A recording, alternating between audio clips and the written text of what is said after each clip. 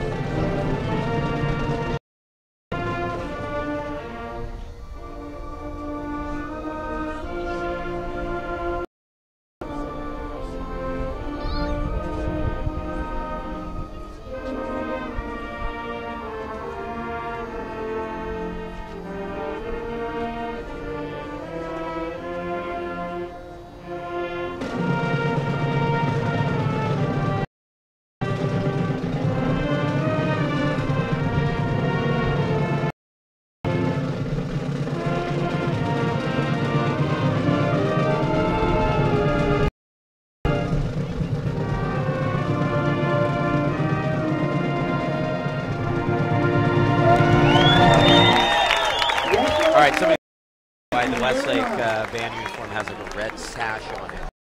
Much like Modern Day, I was a bit thrown off there. Both programs obviously have tremendous history, Derry. The Modern Day team looks like it could be one of those teams, and a lot depends on what happens tonight against Westlake and next week against St. John Bosco. But this looks like it could turn out to be a famous Modern Day team led by Bruce, who took over the same year as Jim Bankert did. Yeah. Both guys have pretty much basically records Bruce Bullinson is 244, 77 and 2. Bankert is 221, 83 and 5. So the record's pretty similar. Big difference, of course, is Mater Dei has been a two-time national champion. They've been really high ranked in the nation years upon years. They play a really tough schedule year in, year out. Great athletes. You know, the overall athletic program at Mater Dei is one of the best in the state. It's incredible. I've been down there to call a game between the top two water polo teams in the nation. I've done a sit-down interview with Gary McKnight there among all those, section and state championship boys basketball trophies. teams. Yeah, exactly. Gary McKnight, the winningest high school coach in the history of California. And for Mater Dei, actually, the football program did take a bit of a dip, didn't it, over the last decade? But these last 2 years, they've come up one game short, losing to Long Beach Poly in 2012 after beating St. Bonaventure in the semifinals, and then, of course, falling to state champions and, in some ways, mythical national champion, St. John Bosco. So Mater Dei football is back. Well, hey, back in the mid part of last decade, Westlake kind of struggled a little bit. They had a 5-5 season. I think they had a 3-7. Since then, they've been playing 800 balls since then. Westlake with their captains out at the center of the field, led by important senior linebacker Reno Dubriel. Joining him out there for the Warriors, Trenton Padilla. He'll be a really important player on the defensive side of the football today. Jesse Kucha, the 90-pound two-way player. And as we came into the game, Deuce, that's one individual you like. Patrick McCarry, by the way, the center, is the other captain. But Kucha, crucial two-way guy for Westlake, is someone you think needs to have a big day if the Warriors are to succeed in this tough contest. Well, he's a guy that has 9 career interceptions. He's got about 13 balls on offense. He's done some return of kicks. I think he's a guy that rarely comes off. He's just a real big key to me. And we're going to see Andre Basilia kind of his first really full game this year. Injured to start the season. Played last week, got one kickoff return for 43 yards. So he's a very, very big asset to that program. Had a really great season last year. He's a track star, big sprinter for the track program, which Bankert is the kind of a coach in track too. I saw in pregame Westlake throwing a lot of quick passes to the outside. I think we might see that quite a bit tonight against the Mater Dei pass rush.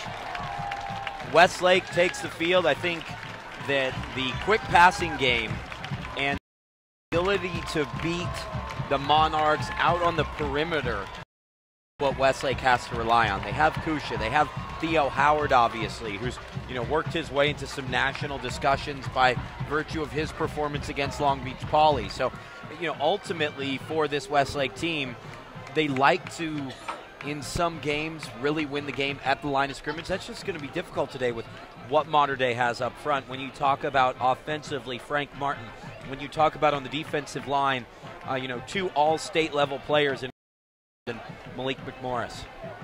And then you have a all-state linebacker in Ben Humphreys.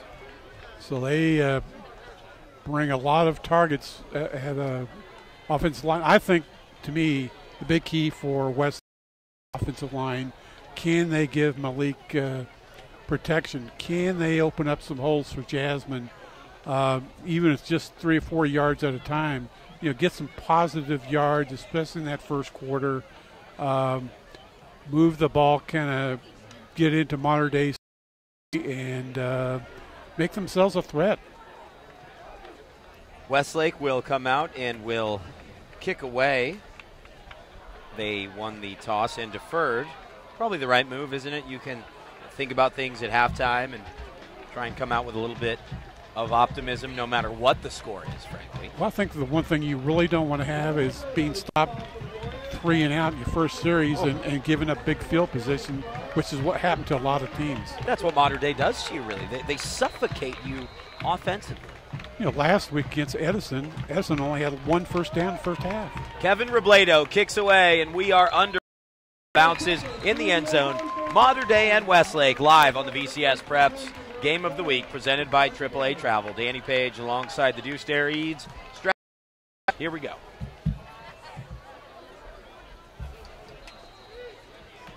Mater Dei is led at the quarterback position by Jack Lowry, a 6'4", 230-pound signal caller.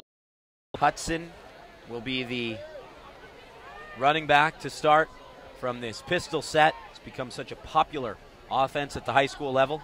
Play fake from Lowry, wide open on the near side. Completed up to the 39-yard line. The ball was ultimately fumbled, it looked like, at the end of the play, but the catch is good. Curtis Robinson on the grab. Hasn't been used as much at the wide receiver position, but a nice, easy throw and catch there. Yep, he had some really good blocking downfield. I thought he was going to be able to break it. 20-yard reception on the first play of the game to Robinson, who now moves over to the slot. The ball's fumbled on the snap, but it was a dead ball false start. Let's introduce you to multiple members of this Mater Dei team. Curtis Robinson and Andre Collins Jr. are the starters in the wide receiver and slot positions. There's a big-time tight end, though, Derry. Kyle Peniston. He only has 9 catches on the year, but he's looked upon as one of the best tight end prospects on the West Coast. Obviously has to be a blocker, too. Brandon Lamarche, the H-back that you see just off the line of scrimmage.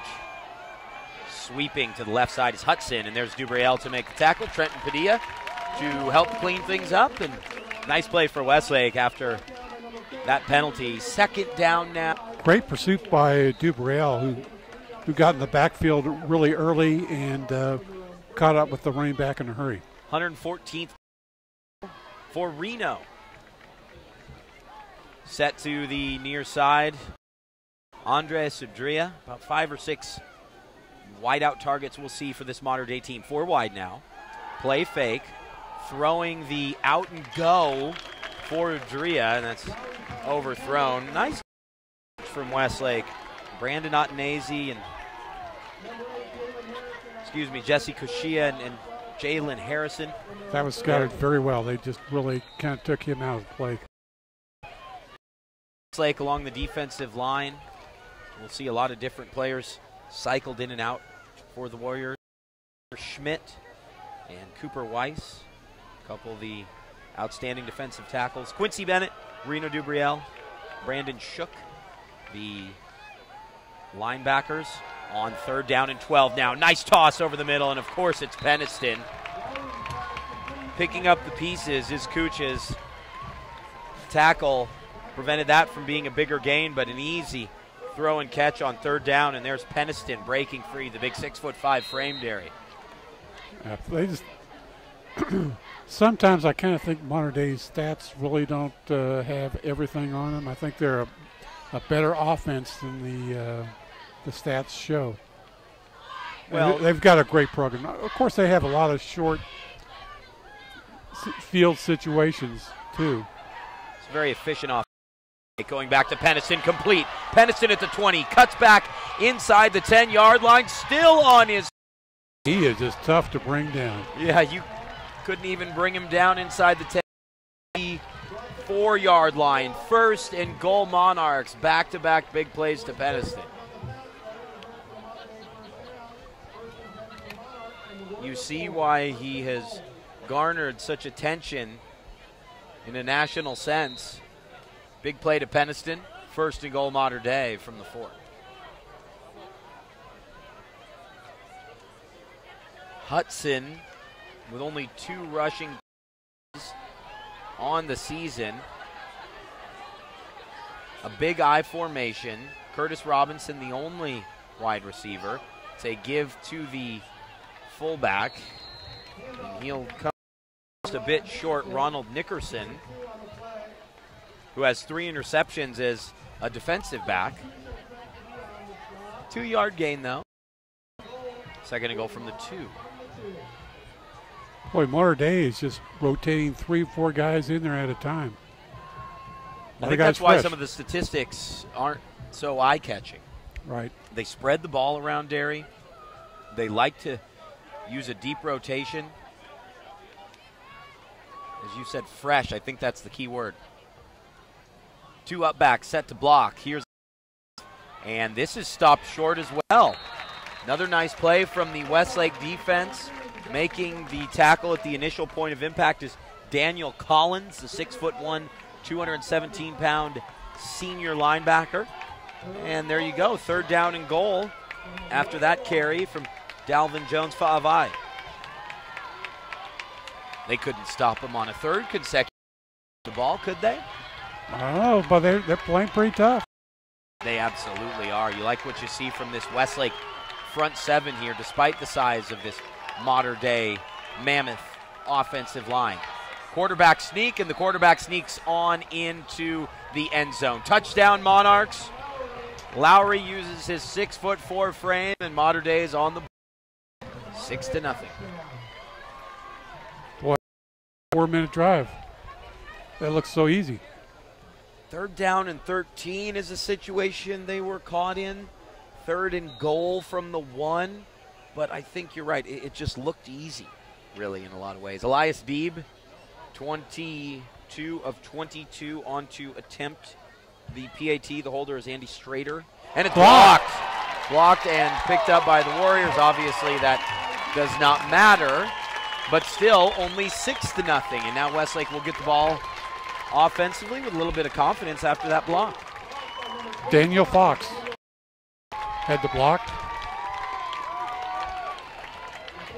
Fox with the block, and the score again, as I said, remains 6-0. We invite you all to join the chat room conversation going on just below the video player.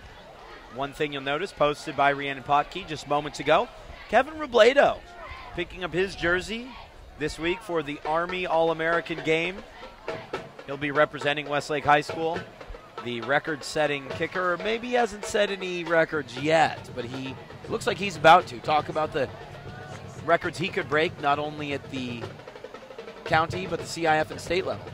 Well, he's 1 away from tying Alex Ball for the county record, which is 36 is the county record.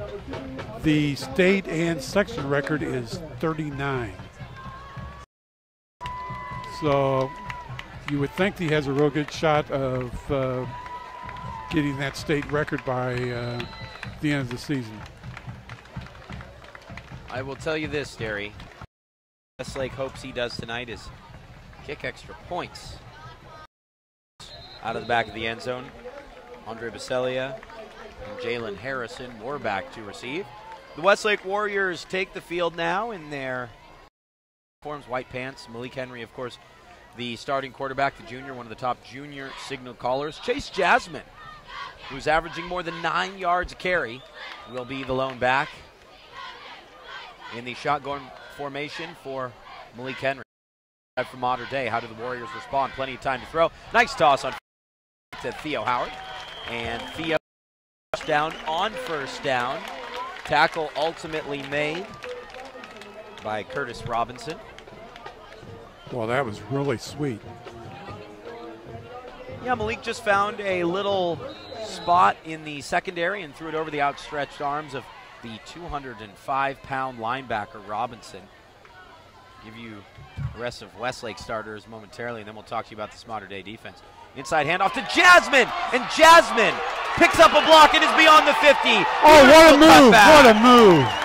Jasmine finally taken down at the 35-yard line. And what a cutback that was, Deuce, to stretch the play for an extra dozen yards. 35-yard run. I'm surprised, not that Westlake was able to create enough room for the back to run, but they were able to do so right up the middle of this Mater Dei defensive line. Rashid Williams, Olive Sagapolu, 295-pound defensive tackle. Rashid Williams is 255, and they just burst right through. Here's Jasmine. This time he's hauled down from the backside by one of the starting linebackers. Let me talk to you about these linebackers. Who's, by the way, the other starting defensive lineman is Malik McMorris. He's 6'2". The starting linebackers, Garen Brown, 6'3", 210. Caden Bevilacqua, 6 foot, 210. Jared Wilson, part of the rotation, 6'1", 215. And then Ben Humphreys, 6'3", 210. I mean, these are linebackers that are bigger than most of the linemen. Yeah, offensive linemen that we see in high school football. Henry sprints out right after the 3-yard gain, looking to keep it himself. Will toss it near side and toss it out of bounds, although Howard was in the area. Well, that was pretty close to being over the line of scrimmage. It was really close, Deuce. I think he looked at the marker and then took a step back. Thrown out of bounds, 3rd down and 7 now. A couple nice plays to start the drive, but it would all go for naught if the Warriors can't convert here on 3rd down. You have to like the rhythm they're in, though. Yes, it really looks good. I mean, good blocking by the offensive line gave them a lot of time. Near side wide receivers are Kusha and Theo Howard. Vincent Corso set along the far side as well, and there's a penalty flag down. Frustrate Jim Benkert. Maybe on the other side of the football, actually. Yep, 12 players on the field. And Bruce Rollinson's out there. Well, we got to get, we'll ask our director, Anthony Placencia, to zoom in and get a good shot of Bruce in his, I often think of him a lot wearing the V-neck sweater without any sleeves, but he's got his tie out there, the head coach of the modern-day Monarchs. One of the best mustaches in football. 3rd down and 2 inside of 7 minutes. Henry, of course, operates from the shotgun. Patrick McCary, his trusted center, snap, throws this one up on the out and up to Howard, incomplete, and you bring on Robledo for a 45-yarder, or do you go for it? Yes, get some points. Boy, if you get some points here, that'd be great. 3rd down and 2, and Westlake just didn't like their chances running the football. Instead, tried to throw the out and up to Howard. And here's Robledo on to try a 44-yard kick from the left hash. He's an All-American already, headed to safety. And this one just gets by the on-rushing defender. Boy, what a kick. That was a 54-yard kick. Clayton Wood with the whole thing. Yeah, that was a 44-yard hit. You're right, it would have gone for, and it's 6-3. Well, that ties the county record. He and Alex Ball.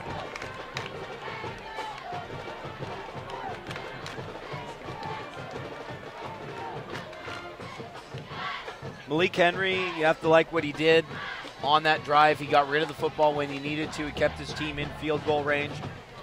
And Bruce Rollinson can't be happy, frankly, because that allowed Westlake to get into field goal range. Yep. Although, seeing how he kicked that last one, it might have been good from 50. Yeah. Great bit of information passed along by Rhiannon Potke in our interactive chat forum. Malik Henry is being looked at and is communicating with the following schools: Florida State, Notre Dame, UCLA, and Ohio State.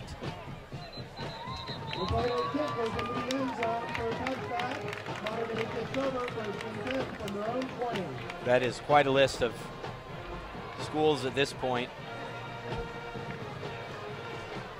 3 of which are in the top 10. The 4th, Ohio State, would have been in the top 10 at this point, more than likely, if their quarterback hadn't been ruled out for the season. Let's see what Jack Lowry can do. Rounding out the Westlake. Let's see what he can't do. Let's see what he can't do. That's what I want to see. Rounding out the Westlake starters in the secondary, Jalen Cole, who was a real standout, 3 picks on the season. That ball carried up the gut for 2 yards, maybe. I think stopping Modern Day's run at that point. Dubrell was right there on that tackle. Another nice tackle by Reno. Stopping the run right at the line of scrimmage is a big key for Westlake. You just can't let Modern Day run all over you. Well, they're shifting 2 guys on and off the field. Jalen Harrison, the corner to the near side for Westlake. Thrown complete again. Boy, he perfectly run route and nearly up to midfield. Finally hauled down by Jalen Harrison. Is number 8, Collins Jr.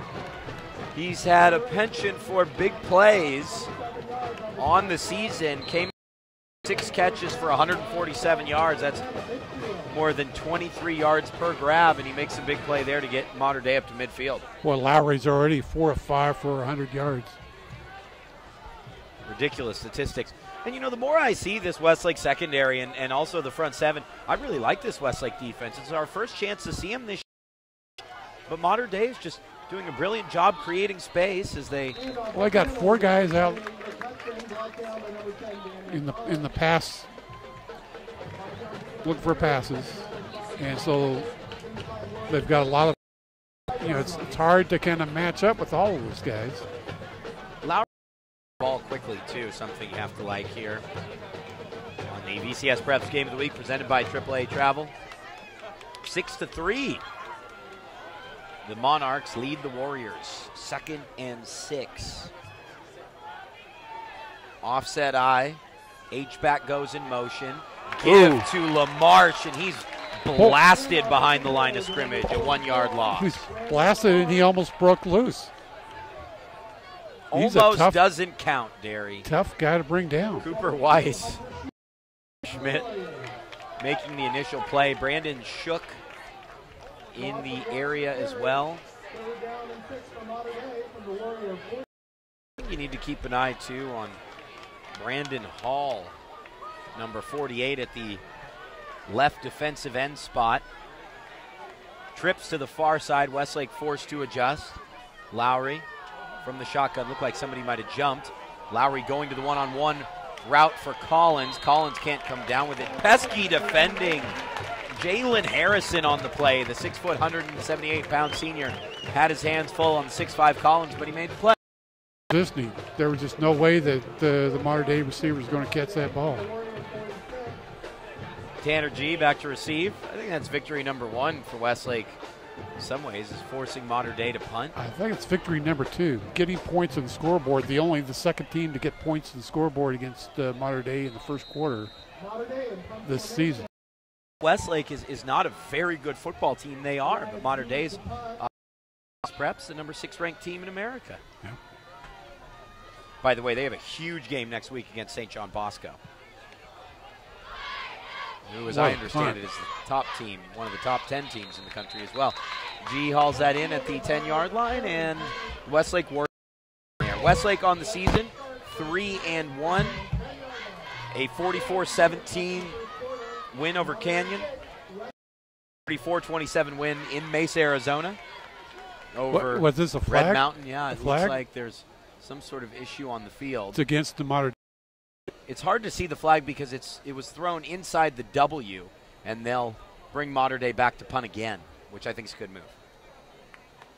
Boy, that's one of the things that Mater Dei does so well, is that they really pin opponents back to their deep in their own territory. Westlake won 41-14 last week. They had a bye on the 19th, but on the 12th of September, a 34-24 loss to Long Beach Poly, but they jumped out in front of that Long Beach Poly team we saw in such amazement last November roll over St. Bonnie. That was impressive, the way Westlake got out to a lead, their game plan, and really had a chance to win that game. Well, this, as Lauren Ledeen has said quite a bit, this may be the toughest schedule that any Ventura County football team has ever faced. Yeah, by the way, next week they have Paraclete, and then Newberry Park, Moore Park, Oaks, and St. Bonnie. After this one, the ball will bounce and be picked up by Tanner G, trying to sprint to the left side of the field, and he's eventually hauled down at the difference 19. About 9 yards. Got to take that penalty. You want to talk about a tough schedule, though, Derry. Mater Dei opened with a 38-18 win over Centennial Corona, a 63-0 win over Villa Park, a 28-14 win over Upland, who has proved themselves to be one of the tougher teams in the Inland Empire. And then a 34-12 win over Edison. Here at Westlake, then at St. John Bosco, then at Servite at Angel Stadium. If there'll be any playoff baseball pump fake from Henry, he's just going to have to throw it out of bounds. Great coverage from the corner, marking Henry so far. Curtis Robinson, marking Howard so far. Howard's hardly been open outside of the first play. Well, and Henry's just throwing the ball away. Just got to get rid of it. Just don't get throw rid it of over. it. Throw it out of bounds. Don't try to get into a receiver who's not open. 21 TDs, 10 INTs last year, 8 touchdowns, 2 picks this year.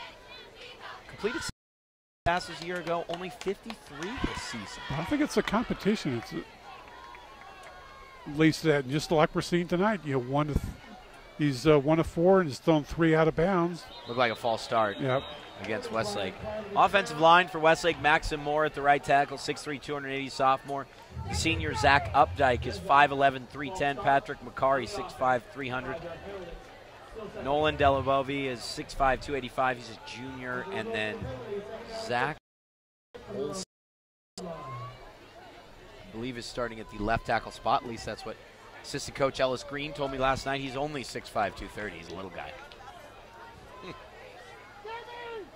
Just over 3.5 on the game of the week after that penalty. 2nd down and 15 upcoming, and timeout on the field called by the Westlake Warriors. This is the VCS Preps Game of the Week presented by AAA Travel.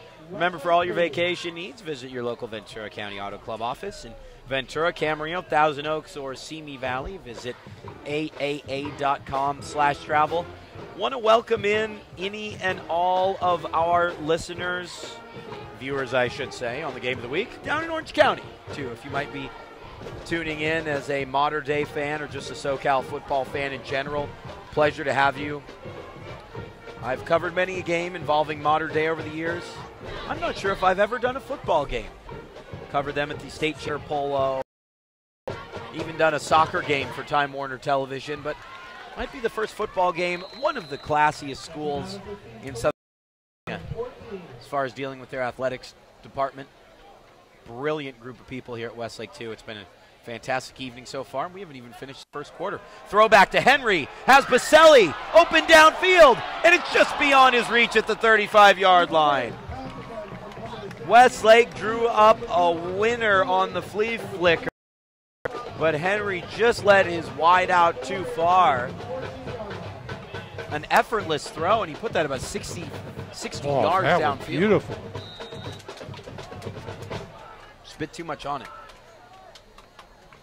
One Mater Dei player did not bite on that play, and because of that, Henry was forced to stretch it a little bit. It was Garrett Estrada, the 5'10", 170-pound senior quarter. Everyone else bit. Now, tough situation for the Warriors. Snap to Henry. Henry steps up in the pocket. Throws. What a catch. What a catch. Incredible one-handed grab near side. 1st and 10 Warriors. Big play from Baselli. Andre Baselli, 170-pound senior. Baselli had just coming back from. He makes a big grab for the Warriors, 1st and 10. First catch of the season. It's a huge one.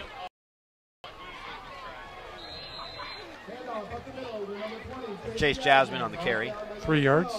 Yeah, I think tonight's going to be an interesting night for Chase Jasmine. You know, he had 416 yards a year ago, 505 this season.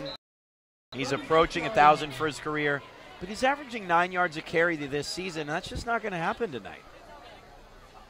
Blitz coming. Strong side, tipped in the air and nearly intercepted. There's that. Here's to you, Mr. Robinson. Curtis Robinson with the tip on the play. And Boy, one of the few times you'll see Henry line up right behind the center and take the direct snap. He took about one step back and just threw that one real quick. it really is a rarity, isn't it? Big blitz from the outside guy. Had he been shotgun, he might have gotten him. He read that well. Looks like a blitz is coming from a similar spot on the field for Mater Dei. They bring 4. Forced to roll to his right, throwing downfield for Howard. Howard goes up and makes the grab. What? Spacelia this time, Theo Howard, 1st and 10 Warriors. What a throw from Malik.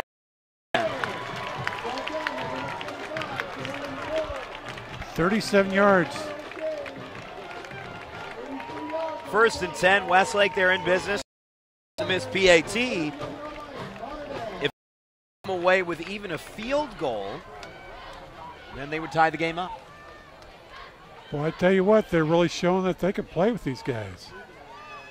Dubriel, fullback offset to the right of Henry. Henry flushed again. He could probably run at this point.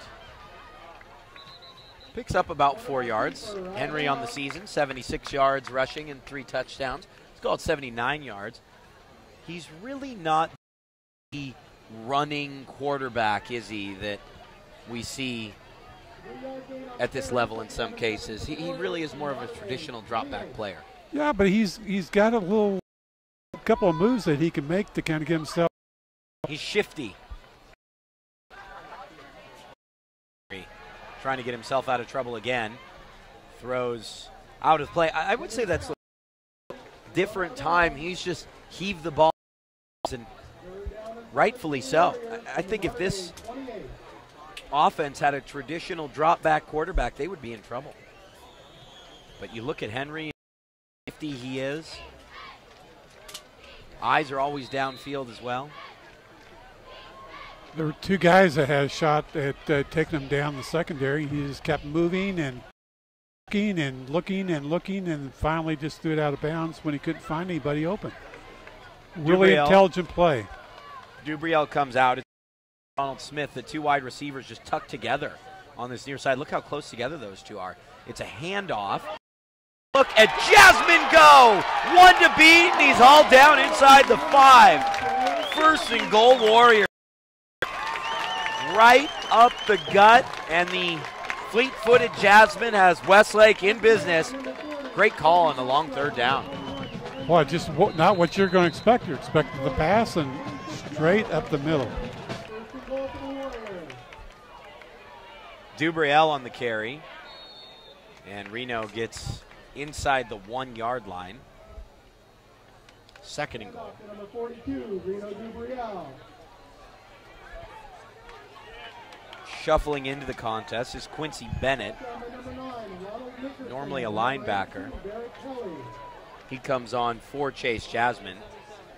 And a big lineman stepping in, Fred Wise, 300. As well, it'll be Dubriel and Bennett, the 2 backs for Malik Henry.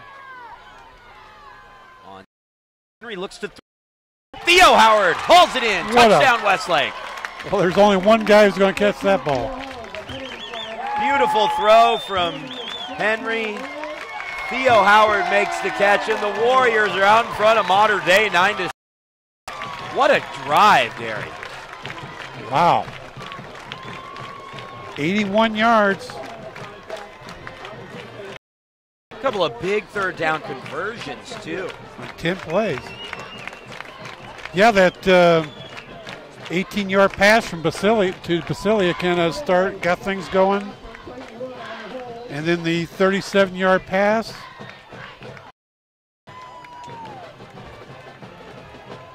Theo Howard with that huge play. And then the big run by Jasmine, 29 yards.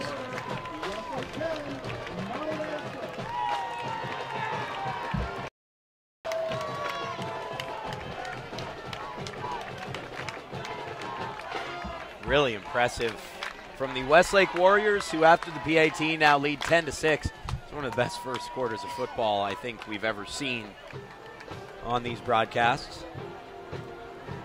Year 4 now as we stretch into October. It actually is a lot cooler than I thought it was going to be out here at Westlake. I mean, for you, I know you're down in Port Hueneme. That has to be as hot as it's ever been down there. It was toasty. I was thinking about watering my yard today, but it was going to evaporate about as soon as I put it down. Till tomorrow to try. Yeah, I don't think that today's the right day. At least the Santa Ana's calmed down a little bit. They were howling this morning. I know Anthony Placencia, star photographer, who's now working this game with us tonight, was out. He was out sweating it out in the elements. I was in an air-conditioned office. I had my fan going blast. We don't have air conditioners in Port Whitney. No, not at all. No need to. They do out here.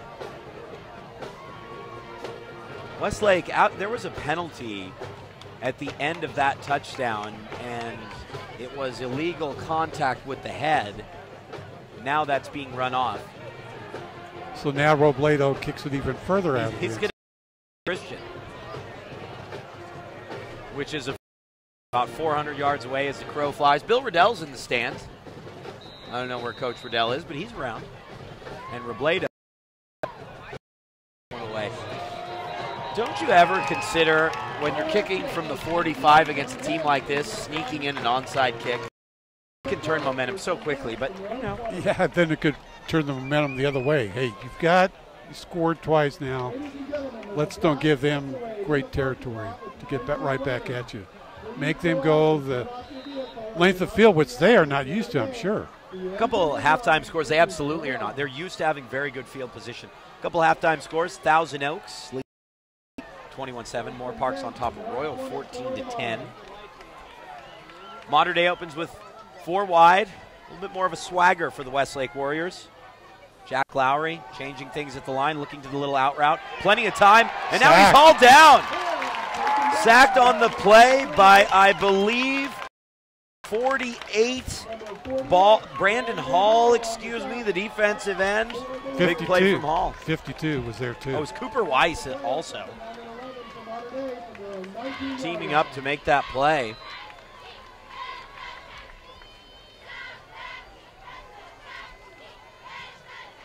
It's the first time they've gotten to Lowry. Lowry's hardly been sacked all season. Really had a big breakthrough at the 11 camps, and Mater Dei knew what they were dealing with. This is a talented young quarterback. Credit the defensive secondary for just not giving Lowry anybody to throw to. Lowry now to Peniston. Let's see if Peniston can take on what two a Westlake great defenders. play defensively. Agree with you. Dubriel coming all the way over from the middle linebacker spot to make that play. Number 8 made a great play too. Yeah, Jalen Harrison sort of slowed the progress. Yeah, he was cutting a receiver, got off the blocking receiver, and got the tight end. 3rd down and 5 for Mater Dei. They have really succeeded in this situation in the past, at least on the couple big 3rd down conversions. Keep an eye on Peniston. He's at the wide receiver spot near side of Harrison. He's got about a 6-inch height advantage, 3 wide receivers split far side. They drag Peniston across the field. Throw to him, tipped, and boy, that could have been anybody's ball. Ultimately, it's incomplete, and the Monarchs. He was shadowed by 2 guys. Harrison was all over that drag route, which is hard to keep up with. When you have a big tight end like that, you just bring him 3 yards across. A big speedy tight end, I should say. Quincy 3 Bennett yards across the field. Also on the coverage there.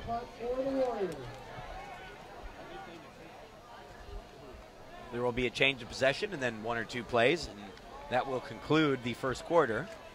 Warriors not necessarily setting up the punt return here on 4th and 5. Snap is high, still away. It's a nice punt that weaves its way to the 40 and will be down at 43 after taking a Westlake bounce. It could be at the 43. Well, only 9 yards for Mater Dei on its last 6 plays. Great job from Westlake, because I think when you take on a team like this team, a juggernaut at the line of scrimmage especially, you give up a touchdown on the opening drive, it's very easy to lose a little bit of self-belief, I think. Yep. And that is certainly here this evening. Henry throws, and boy, that was dangerous. Howard couldn't come down with it. Bearing down on the play was Garrett Estrada, and They read Henry the whole way. He's got to do a bit better job kind of disguising where he's going to throw the football. Well, he's trying to get it off in a hurry. Back with him will be Chase Jasmine on what very well could be the final play of the quarter. Jaron Brown, the linebacker, showing blitz near side. And he's coming. Here's a hand. And Jasmine gets a yard or two. And that will bring to a close the opening quarter of play on the VCS Preps Game of the Week. Pleasure to have you with us on this Thursday night as the Warriors lead the modern-day Monarchs 10-6. And the Game of the Week is, of course, a product of the Ventura County Star. And VCStar.com is your look. Can you find the most comprehensive and up-to-date news, sports, entertainment? It's all about what's happening in your city and your neighborhood. Visit VCStar.com today, where Ventura County goes.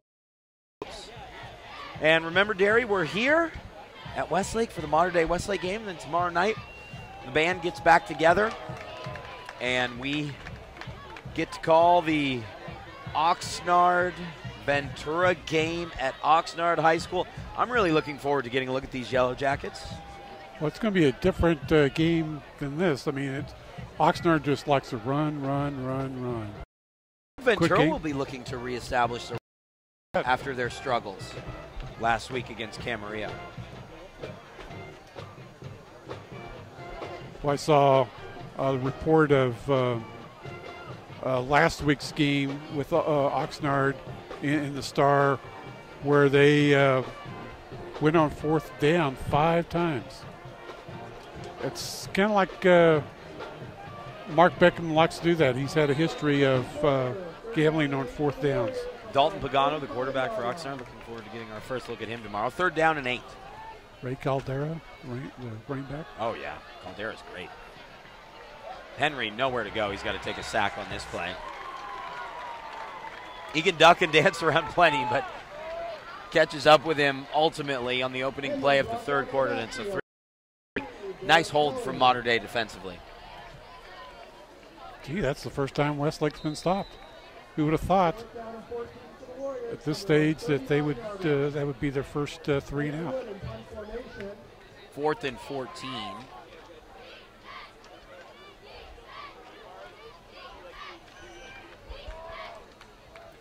Back to receive the kick, Otnese. He's a 6'1" senior receiver, has 11 catches on the year. Ooh, what a punt. Beautiful. Yeah, nice kick from Clayton Wood. Down to about the 12-yard line. So Modern Day's up against it. They would need a touchdown to take the lead here. Remember, they missed a PAT on their opening drive, and really since that missed PAT, it's been all Westlake. The Warriors have scored 10 straight, and they lead with 11:04 left here. Modern Day starts from the 12-yard line. Jack Lowry, quarterback, if you're just joining us. Talented group of receivers that are shuffled in and out. 6'5" Andre Collins, number 80, who you see on the periphery of the huddle and comes to the near side. He is a handful.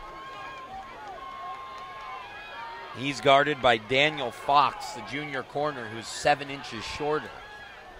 4 wide for the Monarchs. Quick throw. Fumble. Ball's on the ground, incomplete pass. Where you were coming from, Deuce, it looked like he might have had that and taken a couple steps and ultimately fumbled the football. Kind of looked like it. No, he took a step or two. It's been a nice night so far, hasn't it, for this Westlake team? Yes, they're just doing things right on both sides of the ball. This is the position they were in, isn't it, against... Really, it's, that first offensive series with Modern Day, they made those 2 big 3rd down conversions en route for the touchdown. Carried 2 yards, 3rd and 8. When you see what they're doing here, you have to think it's a little bit like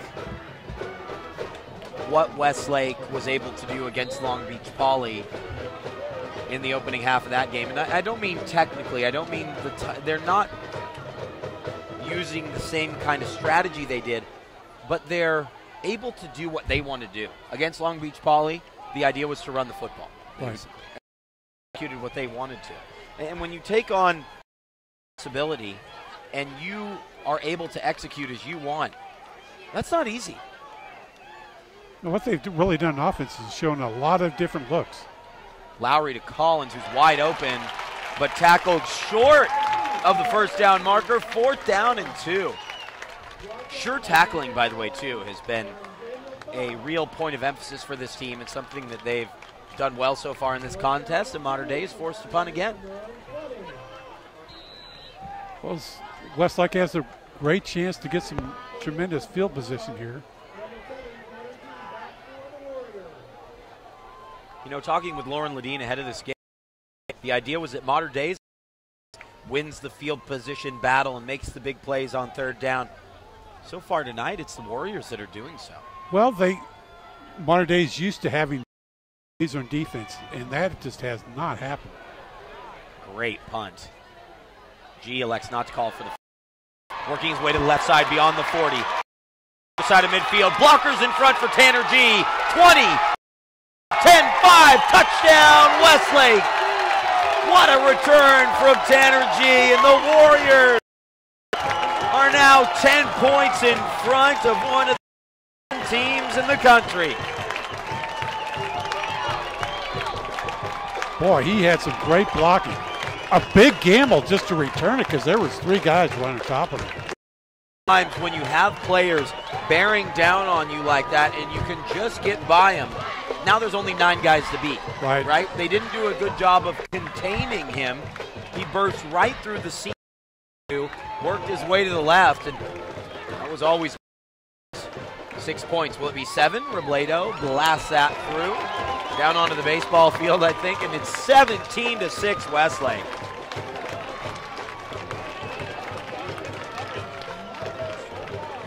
We have a game here on the VCS Preps Game of the Week presented by AAA Travel as Westlake leads Mater Dei 17-6. Well, that's the most points scored against Mater Dei in the first half this year. Upland had 14 against them. Corona Centennial only scored 18. Entire game, that's a season high. You have the yardage on that return, Derry? I had it as 62. Unofficial.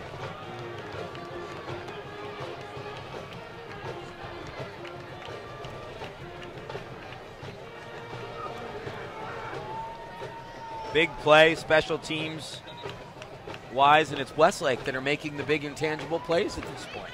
That's what's making the difference right now. They really are. I mean, they've really got Mater Dei off track. They're certainly not used to playing from behind.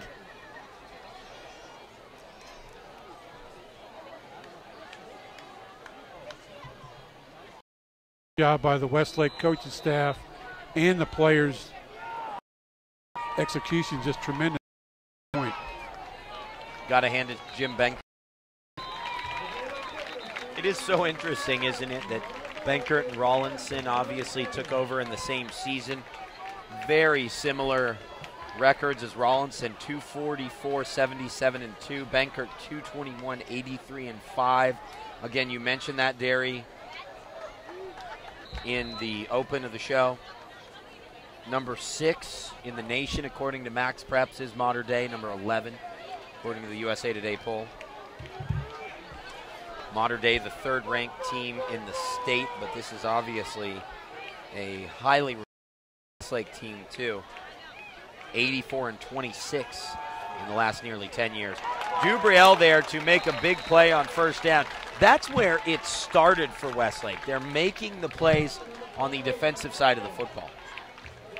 Well, they're just, they've got only 18 yards on their last 10 plays.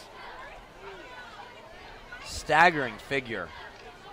1.8 yards a play. I just did that math, by the way. Wow. We're about so much more than football here on the VCS Preps Game of the Week presented by AAA Travel. Big thanks to our sponsor, AAA, by the way, for making all this possible. LaMarche is motioned out of the backfield. Fox on him. They throw the underneath route. That's complete to Atanazia's 12th catch. Goes for 3 yards, 3rd down and 7.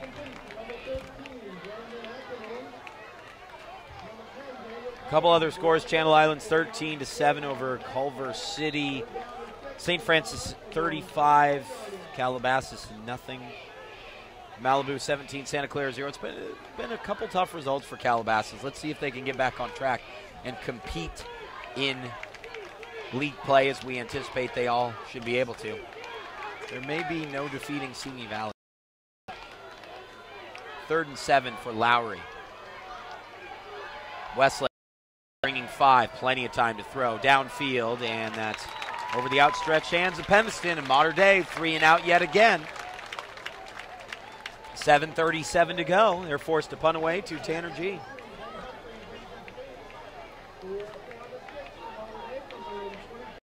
It's a little early to say that we are on upset alert here, because you never know how explosive this Mater Dei team can be, but you have to hand it to the Warriors. Yeah, they've played mistake-free football, and that starts with the quarterback making great decisions, throwing the ball away when there's nobody there, and the offensive line just giving a lot of protection. That one off the side of the foot, and more than likely on purpose, as Westlake will take over at the 47-yard line. 1st and 10 for the Warriors. I'd like to see them go back to the run a little bit. Well, their last 2 possessions, they started at the 43 or better. So they're definitely winning the field position war. Which, again, is something that you would expect. Mater Dei. Baselli out wide.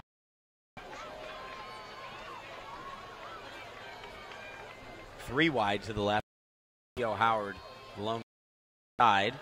Sprinting Baselli's way. Henry, and he's throwing back across the field to Howard. Can Howard catch up to it? It's just out of his reach. Boy, the speedster Theo Howard nearly got there. What are these next season? Well, what a well-designed pull out to the left and then throw over to the right. It leaves the safety or corner covering on the play. It leaves them a little goofy-footed. Moving with the quarterback, and then Henry tries to throw back over that defensive back's body, and it nearly worked. 2nd and 10. Nearly doesn't count in this game, Derry. Here's Chase Jasmine. He's hit hard. The big-time linebacker to make the play, Jared Wilson. He's only 6'1", 215. FYI. Weakling out there. Yeah, he's one of the smaller ones. 3rd down and 8. It's Theo Howard near side again. Jalen Cole, the corner assigned to Howard. Play fake, rolling, dumped off. It'll be short of the 1st down, about 2 yards short. Well, that fake really gave him the opportunity to get that play off, because there was a big blitz coming on, and they had to kind of back up a little bit. Henry's bringing his Warriors on the field, 4th down and 2. At this point, do you think they'll run a play? Momentum is going in your direction. May just try to draw him off sides to take the delay of game and punt away. Yeah. 4th and 2. Henry under center. You got a player to jump. Now Henry steps back, changes the play call. And I believe that is delay a game. Now they'll take a timeout, Will Westlake, and punt away, you would imagine. Seems like the right move, doesn't it? Yeah. You're normally the conservative guy. I'm the one that likes to live dangerously here. Hey, you've got the defense pinned down every possession inside the 20, inside the 20, inside the 20. I kick away. Absolutely. Don't wake up the lion. Or the monarch, the king. This is the VCS Preps Game of the Week presented by AAA Travel. Danny Page and the Deuce Derry each here with you as Westlake leads Mater Dei 17-6. Reminder that for needs, visit your local Ventura County Auto Club office in Ventura, Camarillo, Thousand Oaks, or Simi Valley. Just head to aaa.com/auto Travel. These broadcasts brought to you for the 4th year running now. You know, I remember the first Thursday in November a year ago. Do you remember that? Gee, I remember yesterday. It was a St. Bonaventure home game in Santa Barbara. Westlake came to town with a young sophomore quarterback, upset the Seraphs. They've only lost, what, 2, 3 games since then? 3, I want to say.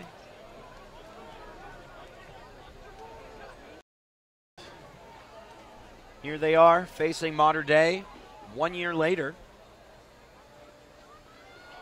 Ball skips on the ground. Punt gets away. That was extremely fortunate for Westlake. Oh, nice. And it takes a big-time Warriors to the bounce. 5-yard line. Yeah. Modern Day pinned back inside the 5.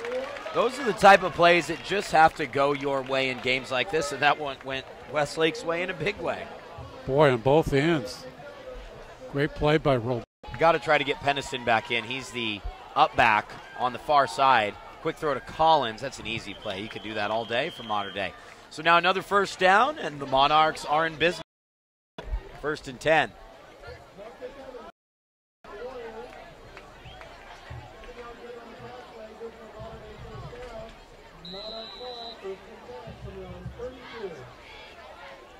Great to have you with us here on the VCS Preps Game of the Week, presented by AAA Travel. Thursday night thriller. Big games coming up here throughout the month of October. 7 games in total live.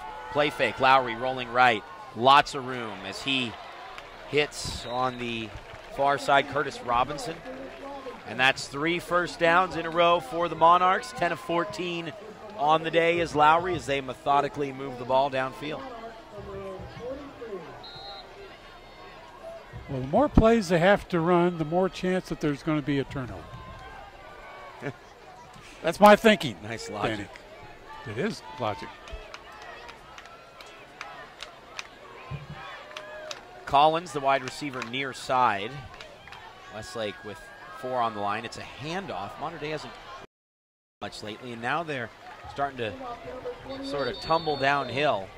The ball ended up on the floor. Westlake thought they had it, but now there's a little bit of a chat as to whether the running back was down. Westlake football! What did I just say? What did I say, Danny? Danny, what did I say? Danny, what did I just say? All right, Danny? all right. You win that one. You chuckled at me. You chuckled at me. They'll say Hudson fumbled. The ball was recovered by Westlake. 1st and 10 Warriors. Got to hand it to the Deuce on that one. Gee. Come on. We need it's to only listen logic. To you. It is logic. It is logic. Here. I got to tell you, you need a raise. Talk to John Kelly, will you? 1st and 10 on the 48-yard line for Westlake. Boy, that sapped a lot of the momentum. The contest for Modern Day, although they make a big play here. Well, the big thing down, is, Rasheed now Williams the with tackle. The clock is running, and it's inside 4.5 minutes now. Absolutely, and lest we forget, Westlake gets the ball to start the second half of play. They deferred. Things are definitely going their way, at least as we build towards halftime. Straight drop. Couple blockers in, and he slides down after a 5-yard gain. I said forced to run. Ray, correct you. That looked like a designed run to begin with.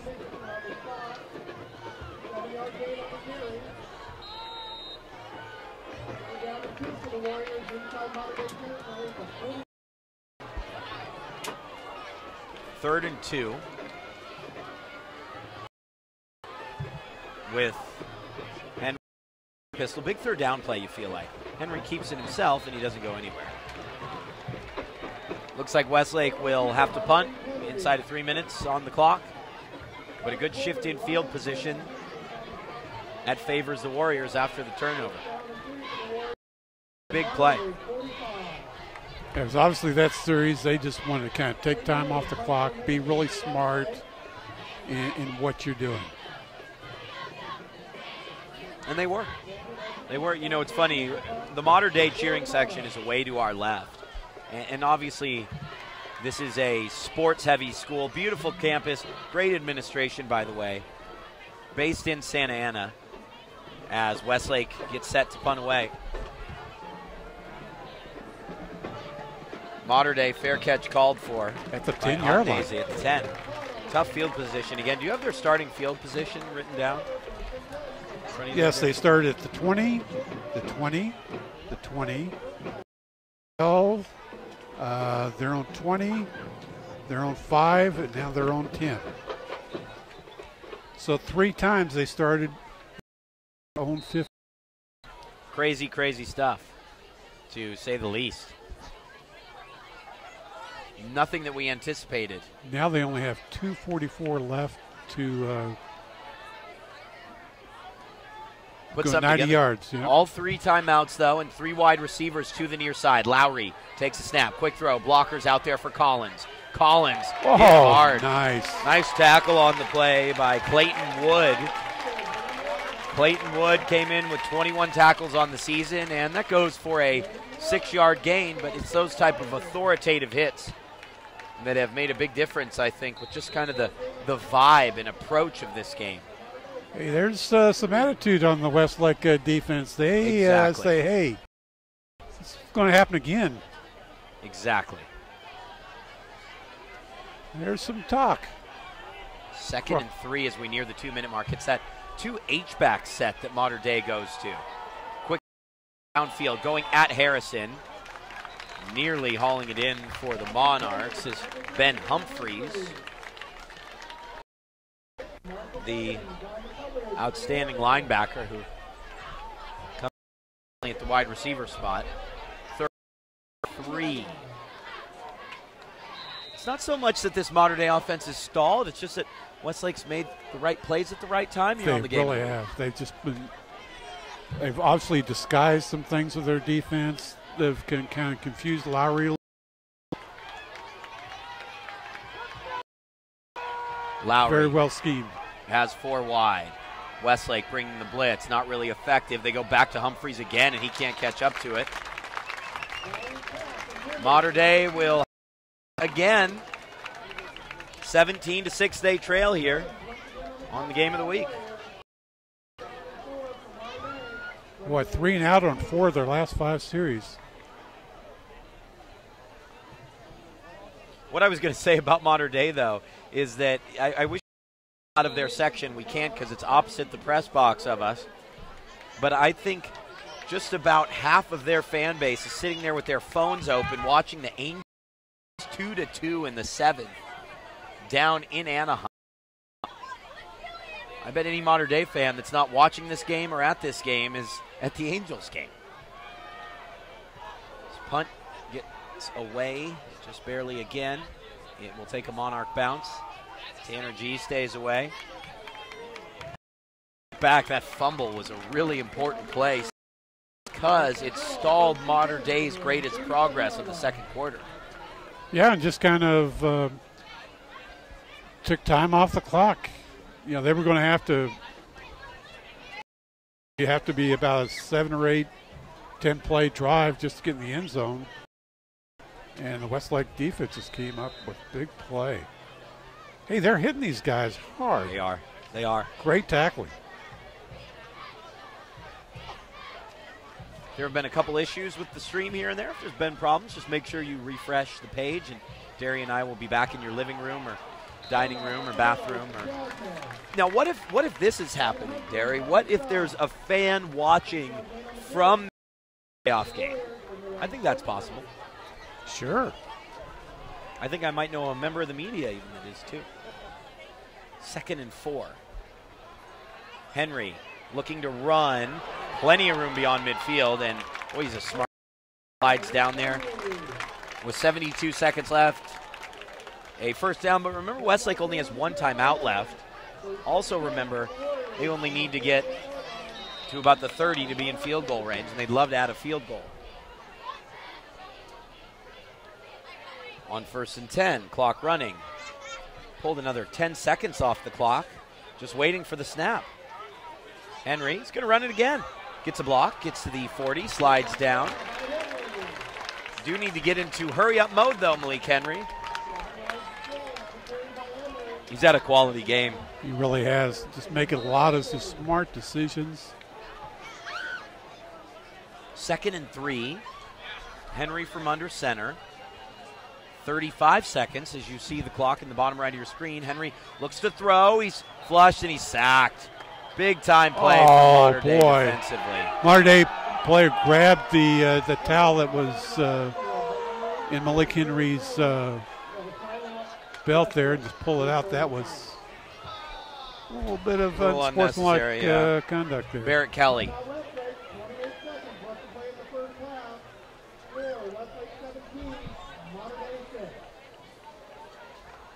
Well, here we go. You can throw on 3rd down, and if you get a 1st down, you're in field goal range.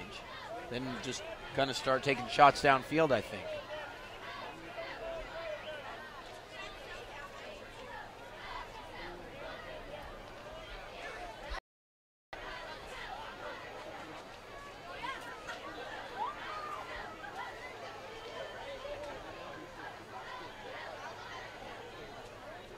You know, we've only Basilia in about a couple of pass plays. Almost kind of think that they did something for him. Yeah. Then you also got Theo Howard, who's made a couple of great catches.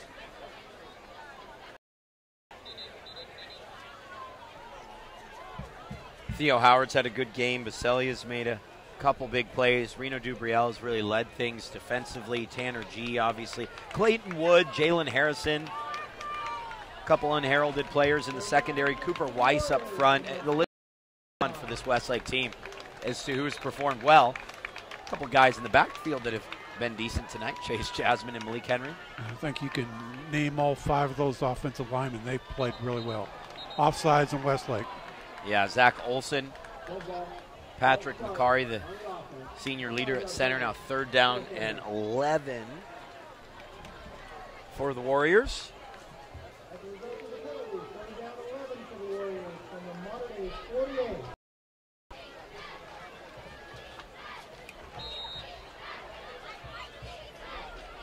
Westlake will work now with 3 wide receivers to that far side. Maybe they'll try to go to Theo Howard, who's on his own on the near side. Monarchs only with 2 down linemen. They only bring 3. They'll go to Howard as they just look for him to outrun the secondary. The throw is short, and Westlake will be forced to punt from the 48-yard line. One of the final plays of the half. It's not just the Mater Dei offense that is stalled, Derry. It's Westlake offensively as well. Well, you know, that's the 2nd time they've run that play where Henry's kind of gone to the left and thrown to the right. But each time he's kind of thrown to the inside where the receiver really hasn't had a chance to catch it because there's been a defender. He needs to throw it to the outside.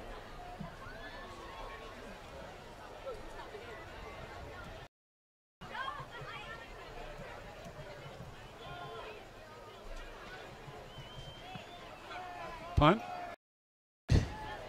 Down to the 12. Perhaps a return for Mater Dei. This could really spoil the opening half for Westlake. Albanese is close to breaking free, but he's tackled down at the 35.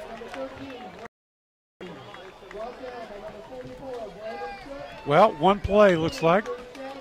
5 seconds left in the half of a great first half by the Westlake football team. In every. Yeah, it's really been a complete. Gosh, how many players out does Westlake have?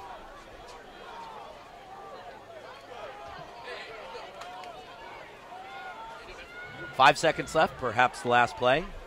And it's an inside handoff. Oh, that was Mater Dei will. No time left. That brings to a close the opening half of play here on the VCS Preps Game of the Week presented by AAA Travel. Westlake leads Mater Dei 17-6. A brilliant second half to come here on the VCS Preps Game of the Week. Hang with us through halftime, and we will see you on the other side. Upset brewing here in Westlake Village.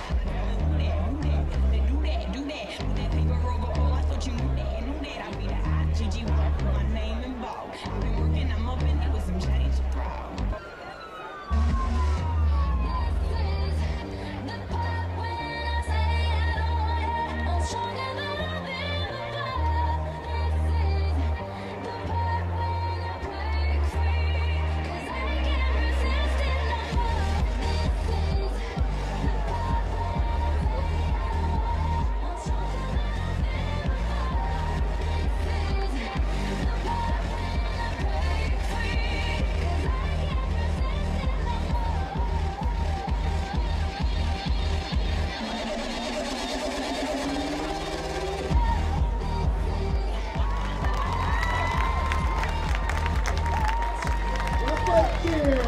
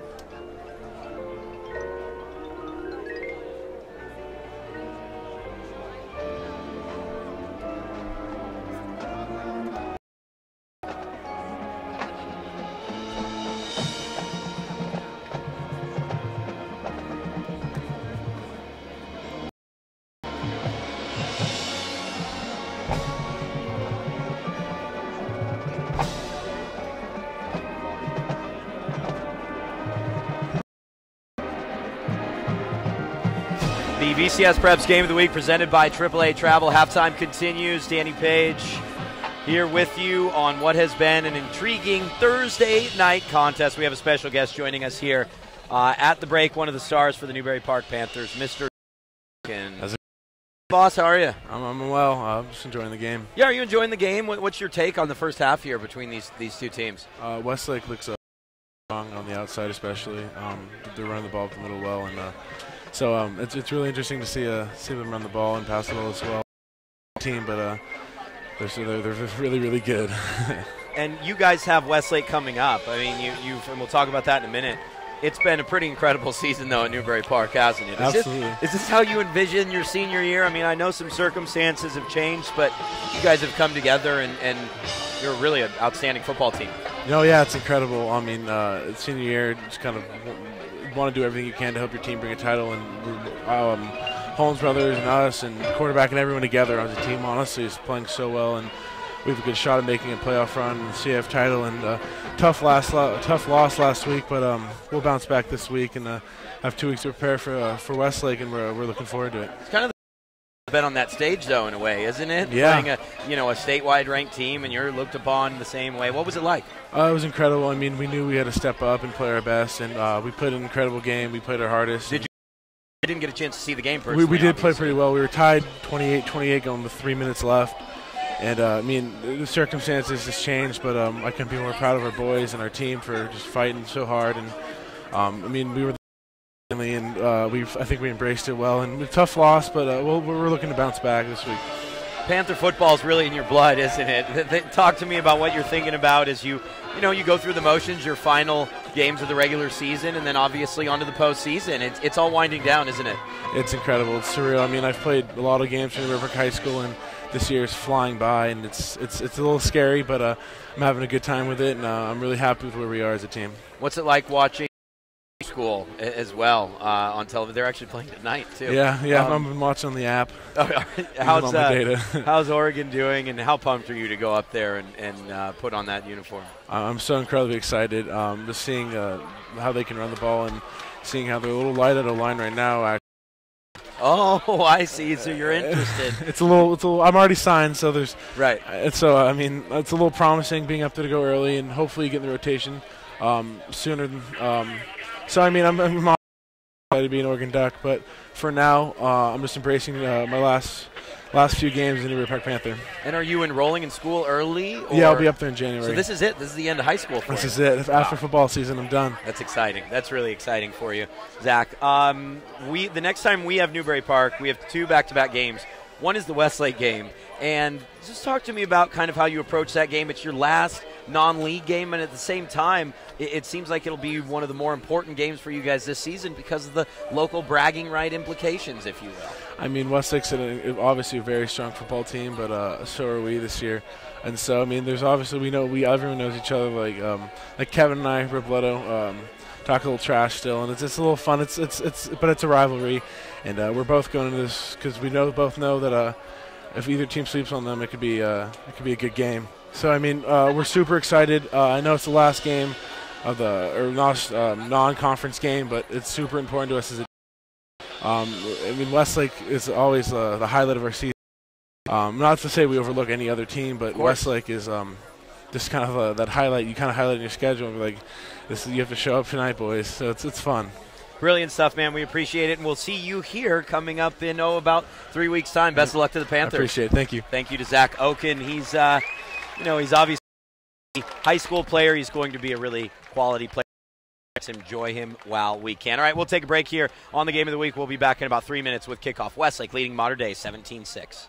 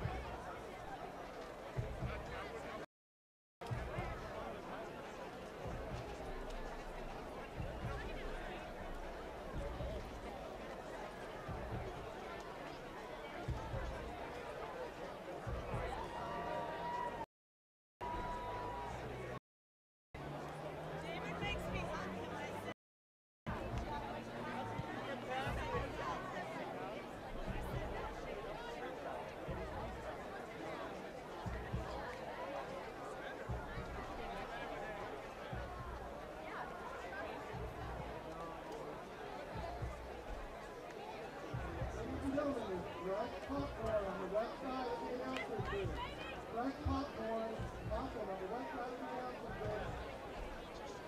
All proceeds go to benefit Warrior Band. Get your popcorn, Westlake announcement bridge.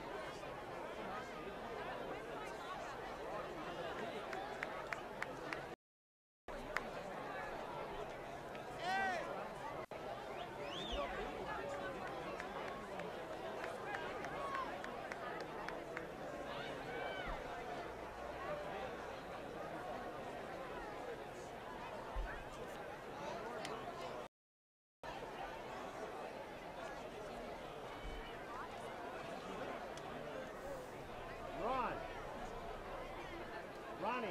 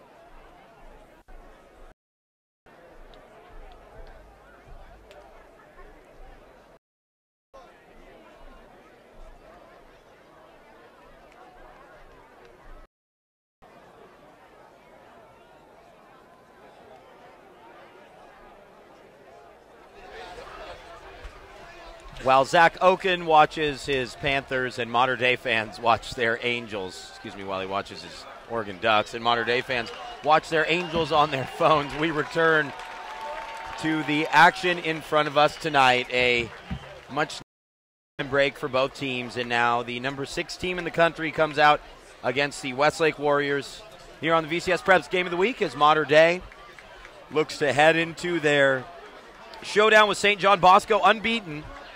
Easier said than done, though. Danny Page and the Deuce Derry Eads. And for the most part, Deuce, Westlake has done an outstanding job of getting Mater Dei out of their rhythm, keeping them guessing on the defensive side of the ball and really shutting things down. And keeping them pinned down in deep in their own territory. It's a great call. The field position game, which is a big part of what Mater Dei does, Westlake's been winning that portion of the contest. Usually, I think there's been 3 times where Day's taken over inside their 15, and Westlake has started at least twice on their 43 or better, and then they had that big punt return for a touchdown. Well, isn't that why this drive is really important for Westlake, as they will start with the football. Mater Dei set to kick away to Andre Jalen Harrison. I think that's one reason why this drive is really important. Westlake doesn't necessarily need to score, but they need to get a couple first downs and move the point of emphasis of the field back to modern-day territory because the Monarchs have started from line and in the entire game. Yep.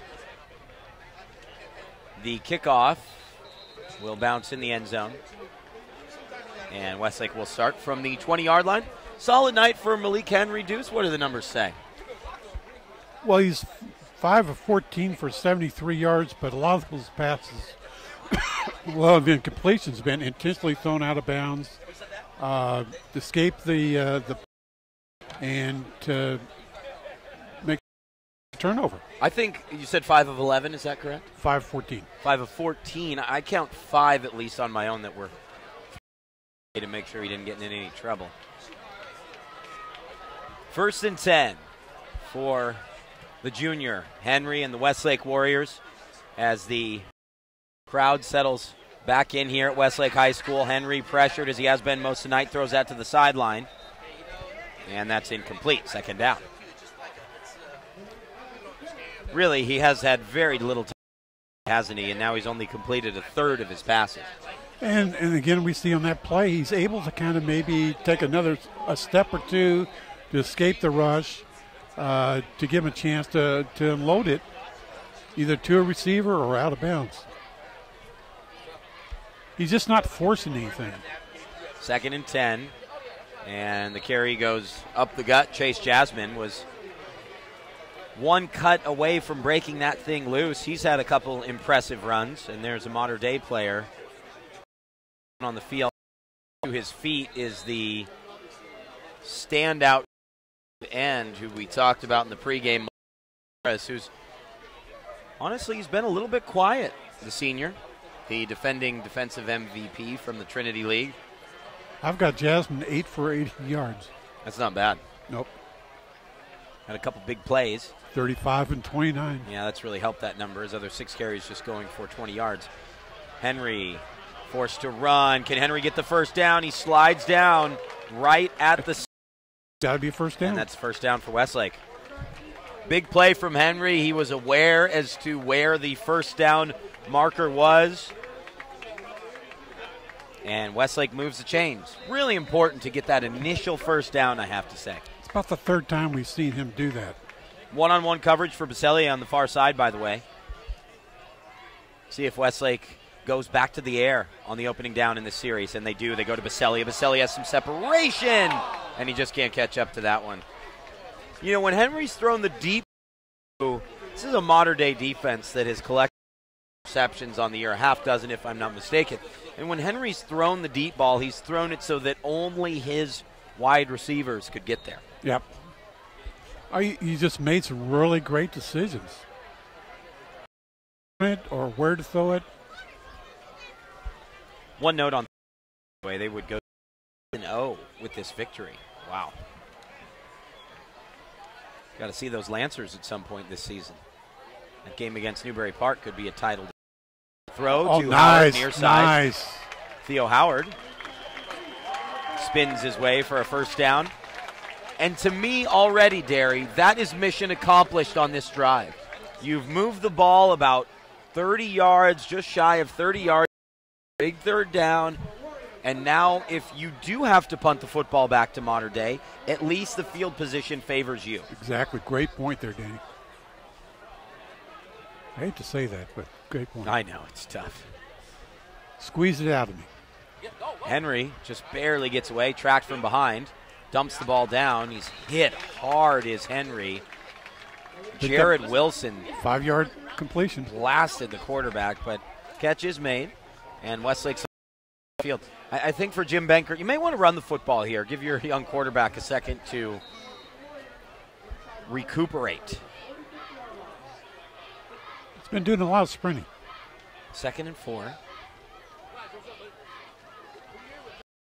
Henry. And Basellia can't haul it in. It sort of scooped through his hands, and it's 3rd and 4. What did you say, Derry? He's been doing a lot of spinning? Sprinting. Sprinting.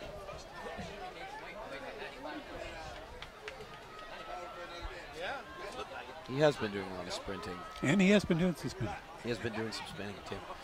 We've seen his evasiveness on display tonight. 3rd down and 4 for the Westlake Warriors. Henry pressured again. It was a designed run, and Henry 4-yard loss. Mater Dei is all over that one, and the Westlake Warriors will be forced to punt. Henry's heading back to the near side. They're going to need his mobility.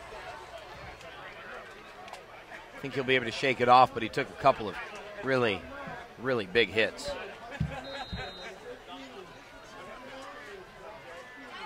Up by Robledo with his punting. He's really pinned him down. Atanazi back to get this one. It's actually Deuce Clayton Wood that's been handling the punting. Mater Dei will start with their best field position of the contest at the 25-yard line. And that's saying something. That's their best field position of the game.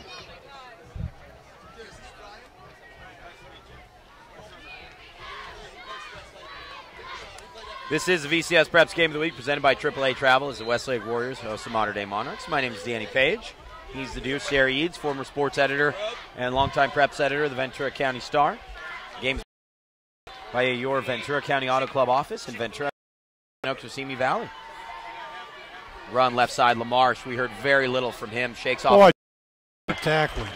But ultimately, team tackling is a statistic that is, team tackles, I should say, is a statistic that probably has really grown tonight. It's just been a whole group of Warriors there making each and every play, hasn't it? Tremendous pursuit, knocking off blocks. Great job. LaMarche on the carry. By the way, big thanks to Zach Oken for that halftime interview. Headed to Oregon. We will see the Panthers in back-to-back weeks on October 17th, 2 weeks from tomorrow, right here against Westlake. And then after that, they battle Newbury Park on the 24th. Quick throw to Collins, the 6'5". Another good tackle. Wide out, yeah, 6'5" wide out. He still gets 5, maybe 6 yards. Andre Collins Jr. He's been quieted tonight, too. All these players who we expected to be big-time contributors for Mater Dei offensively have really been limited since that first opening drive. quarter, yeah. Actually, the first drive and a half has been the bulk of their offense. On 3rd down, keep an eye on Peniston. Just this side of the right hash mark yard line. The outstanding tight end. Westlake bringing the backside blitz. Incomplete. There to make the play, Daniel Fox. He wasn't necessarily on our radar defensively coming into this contest, but Daniel Fox is a couple big plays, and Mater Dei has to punt again. Well, that is the 5th 3 and out for Mater Dei. That is one of the most impressive things we'll take away from the game, no matter what the result, is the Westlake defense has just played straight up against these guys and played them well. Well, I understand you make that, Derry. You're right, no matter what the result is, but there's 20 minutes left. You're at home 11 points up on the number 6 team in the country. You need to come away with a win. There are no moral victories left here. The ball right into a pack of Warriors players. Eventually rolls down to about the 30-yard line. Boy, those are the kind of punts that bounce off a punt return. Somebody's That's not even what looking. I thought could be coming. Could have really been an issue.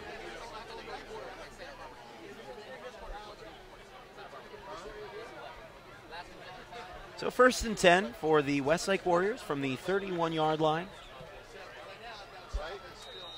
Baselia had a couple opportunities to make plays. He's being guarded predominantly by Garrett Estrada on that far side, although Estrada's now 10 yards off the line of scrimmage here on 1st down. Quick throw. Line and almost intercepted. Rasheed Williams tipped it, bobbled it, and nearly ran off with it. This game is a defensive play away, Derry, from being a one-score contest, and that's nearly what we saw.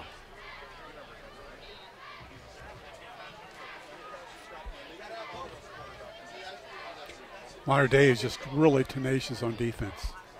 They're getting tremendous pressure on Malik Henry.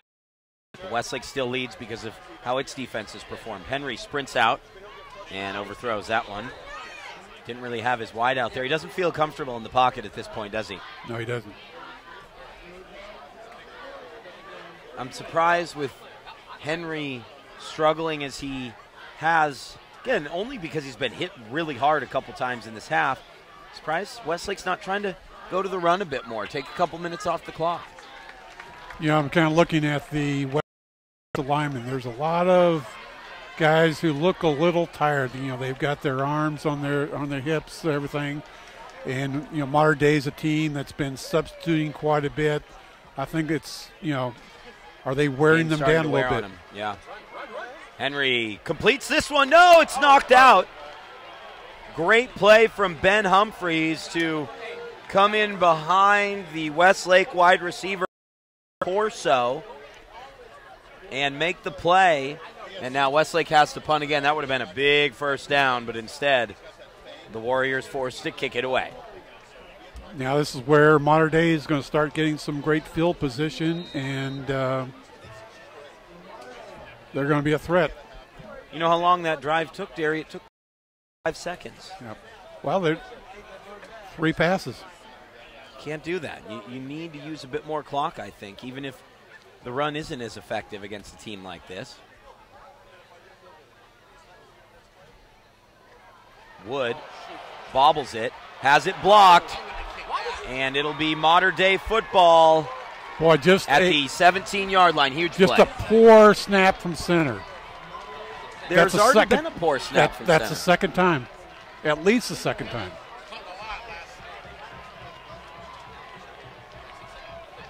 Big special teams play for the Monarchs, and this can restore confidence offensively. They haven't been on the board since the opening drive of the game. Lowry will have Hudson in the backfield. Maybe they go back to the run a little bit here with the short field.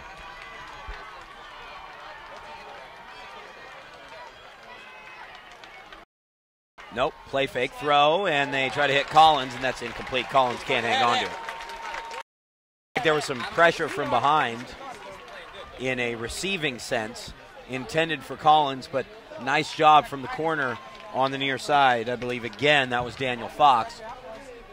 They've really gone at Fox, but Fox has been up to the challenge. 3-3 out for Modern Day. Sorry, go ahead. He sure has. Not only is he breaking up passes, but he's making some really good tackles. One-on-one tackles out there. LaMarche now the back, 5'11", 183 pounds, 162 yards on the season. The deep back in the I formation. Linebacker in to block. Give goes to LaMarche, nope, and nothing there. And that's really where the success has started for Westlake offensively. They've stuffed, defensively, they've stuffed the run all night. Yes, and that's not easy to do against this team. 3rd and 7. I'm sure Modern Day would be content to walk away with a field goal and at least get back on the board. I don't think they'll be content with that at all. They want to get a score here and then a score on their next possession and get on top of this game as soon as they can. No, you're absolutely right, Derry. 3rd down and 8. 4 wide. Lowry looking right. Lowry, is that caught? What a grab by Peniston, the tight end. I think he's a half yard short of a first down. You're right. One would anticipate Modern Day would go for it here with the strength of their big line up front. Lowry takes the call from his head coach and charges back out on a huge 4th down and 1 for the Modern Day Monarchs. Big moment in this contest. Can Westlake's D hold again? You have to quarterback sneak coming, don't you? Yep. It is, and he's got it. Nice job by Lowry to stretch that out. First down, Modern Day.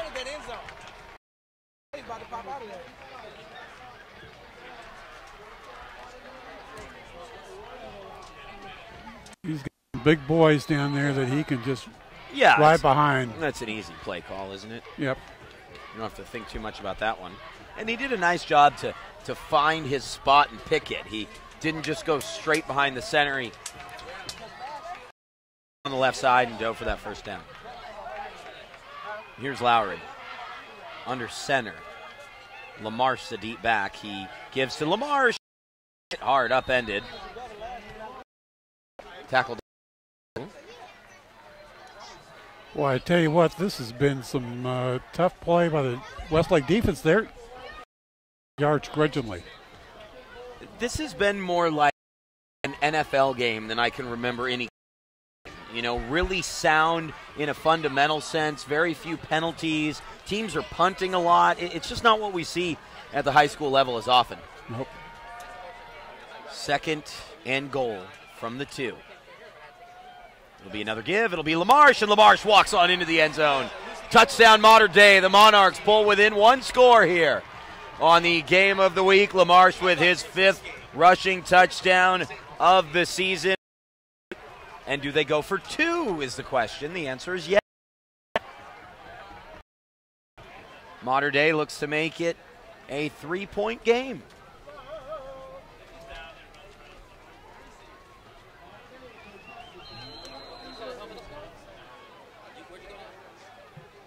Ball will be placed pretty much in line with the goal post. I would anticipate a similar play coming. Frankly, now the Monarchs shift out to a receivers right. Lamarche goes in motion, sprinting right. Easy throwback to Peniston. Peniston 2 points on the board, 17-14. Well, Modern Day was held scoreless for over 26 minutes. Not anymore. May have awakened a sleeping giant. Yep, it's that one play. You can't make those type of errors when your offense is struggling a little bit. You can't just hand the football over inside your own 20. That was just a basic getting the snap to the punter in time. Yeah, it's not that it was even, a great block from this Modern Day team. It was just a poor snap, which happens. Well, it can't happen. I mean, if you want to be a team like this, you just can't make mistakes. You've got to play error-free to like had played error-free ball. They still don't technically have a turnover, I guess you would say. I don't know if that's a punt or a fumble. Westlake now clinging in some ways. I guess it's funny how the language changes after that sequence of events. It now changes how they go on offense. Here's Baselia. He'll try and work a wedge to the right side. Baselia beyond the 20 and hit hard on the cutback. Caden Bevilacqua with the tackle. 1st and 10 from the 26 for the Warriors. Thousand Oaks is now 6-0, guys. Time to take notice of this Lancer team. Everyone talks about Newbury Park and Camarillo in that division and that league. The Lancers are unbeaten. Well, Gilliam came into the game with completing over 70% of his passes. Like 74% or something like that. Henry changes things up, goes from under center with 4 wide receivers. Quick throw, and boy, he throws that one way over the head of the intended receiver, Sean Carter. Well, there's a receiver there's a defender right on him. Yeah, and he's really struggling at this point. It seems he's just not as mobile. They're trying to give him quick throws, but Henry was really hit hard a couple times to open the half. And now 7 of 23 for 94 yards. Completions. Wow, and that's what this Modern Day defense can do to you. Here's a handoff to Chase Jasmine, and Jasmine gets 6 yards. Again, of these last 5 plays, Derry, since Westlake got the ball back, since Henry had his bell rung, why is that the first time you're running the football? Yeah. It's been 4 seconds, and why not? 3rd down and 4. Henry will throw again. And he's pressured, and he just has to throw it away. In the neighborhood of Theo Howard. Modern day fans really getting fired up here. Modern day defensive guys beating their chest. Yeah, they're pumped up. And Henry is on now, I think 6 straight incompletions? Yep. 7 of 24. Question here is, can Westlake get the they're snap down? They're now 2 straight 3-and-outs. It's all about what Modern Day can do with it. Big punt here for Clayton Wood. Need to reestablish some confidence in the kick game. Perfect. But it's a line drive. Not a great. Oh, it turns out pretty good, really. Good bounce. Yeah, and that brings a little bit more confidence to Westlake defensively. The defense is really going to need to stay in the third quarter on the VCS Preps Game of the Week presented by AAA Travel. Remember, for all your vacation needs, head to your local Ventura County Auto Club office in Simi, in Oaks, or Ventura. Wherever you may be headed, head AAA.com/travel or to your AAA office. Remember to follow us on Twitter at VCS Preps and on Facebook, Facebook.com/VCS Preps here. This as could we be continue our coverage. This could be about as big defensive series as. Well, you can't give up the big play, and there's a 8-9 yard gain, maybe even move, first down for Nick Hudson. They got to take away Modern Day's momentum. Somehow. It's not how you start to take away momentum with a run play like that. Some guys on defense are also having hands on hips. Some tired warriors out there. They are certainly warriors with the way they've performed tonight, especially defensively. Here's Lowry working from the shotgun. Fakes the draw, throwing middle of the field. That's dropped by Kyle Peniston. Can't believe he dropped that ball. Wide open, 20 yards downfield. I'll tell you one thing, you can't make those mistakes next week against a St. John Bosco team that, again, they do have a loss, but that loss is to Bishop Gorman, who I believe is the top team in the country. Peniston, by the way, is headed to Wisconsin. Great fit for Badger football. Big bruising tight end that can also stretch the field vertically. Second down and 10. And there goes Westlake. Stuffing the run is Brandon Shook. Number 44 making a big play along with Daniel Collins. Listen. 3rd and 10. Well, on its first touchdown drive to start out the game, this is what they were doing. They're converting 3rd and longs to keep it going.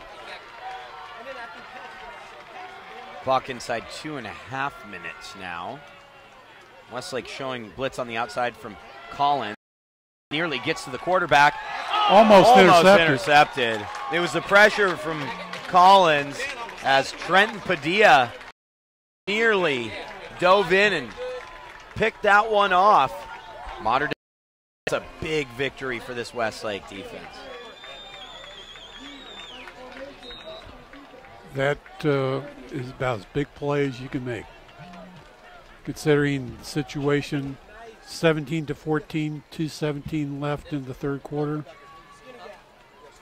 Westlake has a chance to kind of. Moorpark hangs on to beat Royal.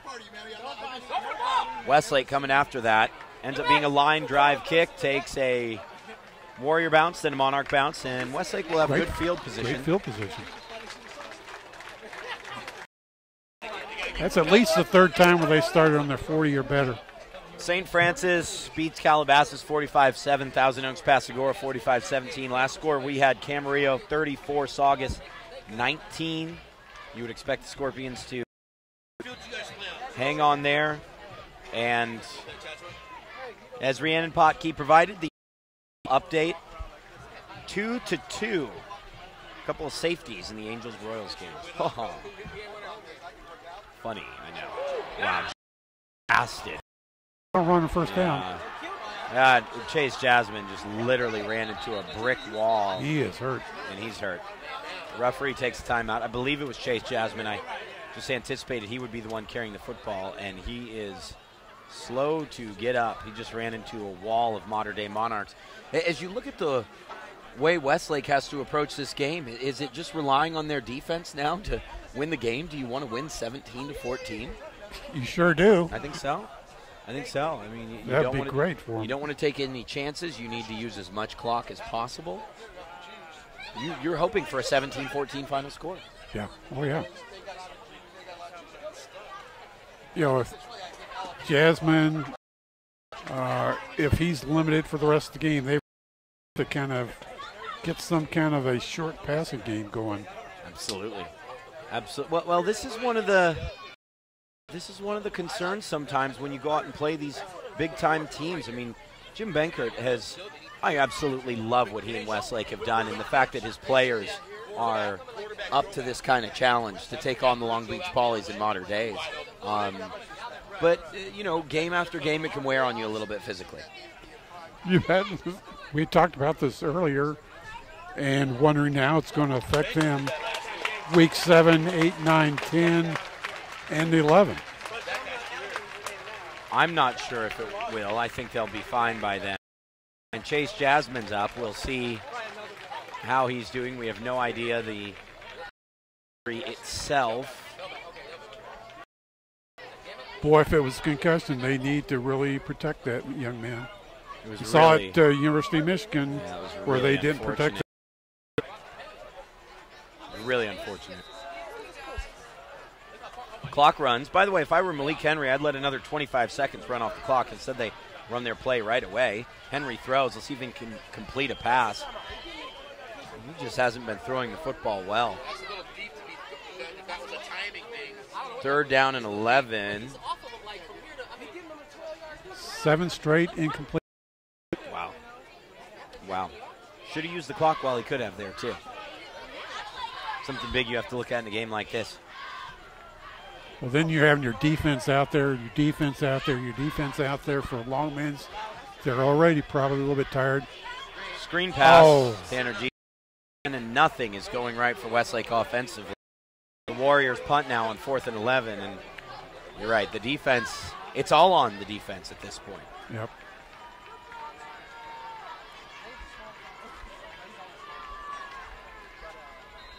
Again, the game kind of turned in modern day's favor, although the Monarchs still trail. The game turned in their favor on a botched punt snap.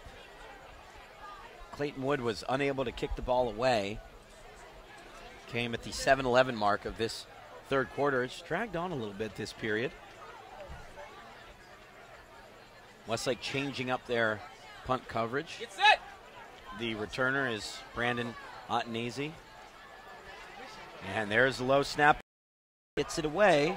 Ottenese gets it from the 20. Gets by one Westlake player. Now tries to beat Trenton Padilla and does. Here's Ottenese. Still going, and he's taken down to the 38-yard line. Really close to breaking that one into the open field.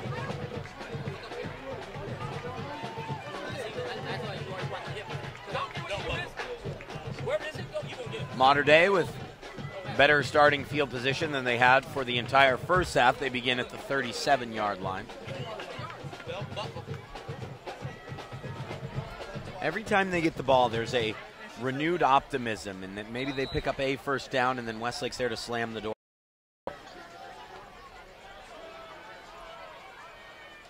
Well, they really haven't run the ball very well, and he's kind of in a similar situation that Malik Henry doing a lot of throwing. Yep, here's Lowry to throw. Wide open downfield is Curtis Robinson. Robinson at the 35. Robinson down 30. 1st and 10 for Modern Day. They move closer to the Westlake end zone and try to go in front for the first time since early in the game. 35-yard pass. Curtis Robinson, another unused weapon, it seems. Lowry's now 15 of 25 for 206 yards. Meanwhile, Henry hasn't completed a pass since early in the quarter. Go to an I formation. Want to run the ball with LaMarche, or maybe even use a play fake to free Peniston. No, it's LaMarche. A little cutback and then steps forward for 4. A couple plays left here in this third quarter of play. See if Westlake can hang on to their advantage as we go into the final stanza.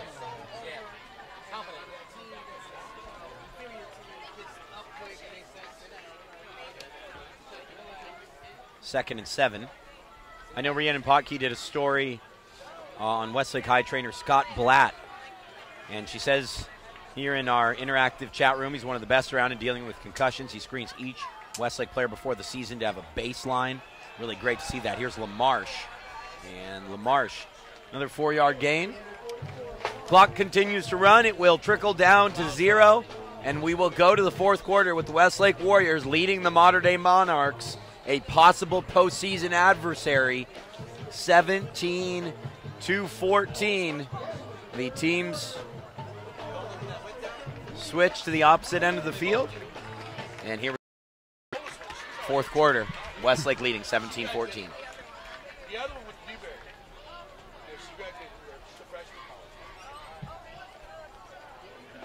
On 6 of its last 7 possessions, it's gone 3 and out. That is a statistic that will not get it done against a team like this. But first, the Warriors will need to come up with a big-time stop. This is the VCS Preps Game of the Week presented by AAA Travel. Visit your local Ventura County Auto Club office in Ventura, Camarillo Valley. Head to aaa.com/travel. Remember, follow VCS Preps on Twitter. That's at VCS Preps. You can follow me as well at DPage TV or The Deuce at Derry Eads. One more note I want to throw out. You're in the Ventura County area and you've got a lot of school spirit, you want to check out the Ventura County Stars School Spirit Showdown, vcstar.com/school spirit.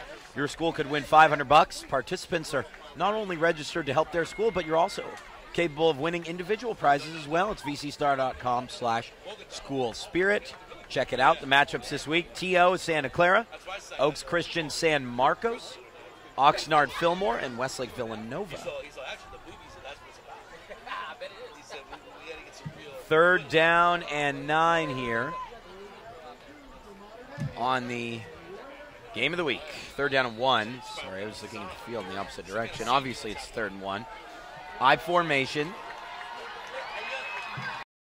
Westlake crowd starting to make some noise. It's nice run from the backfield along the left. Looked like LaMarche initially, but that was Garrett Estrada.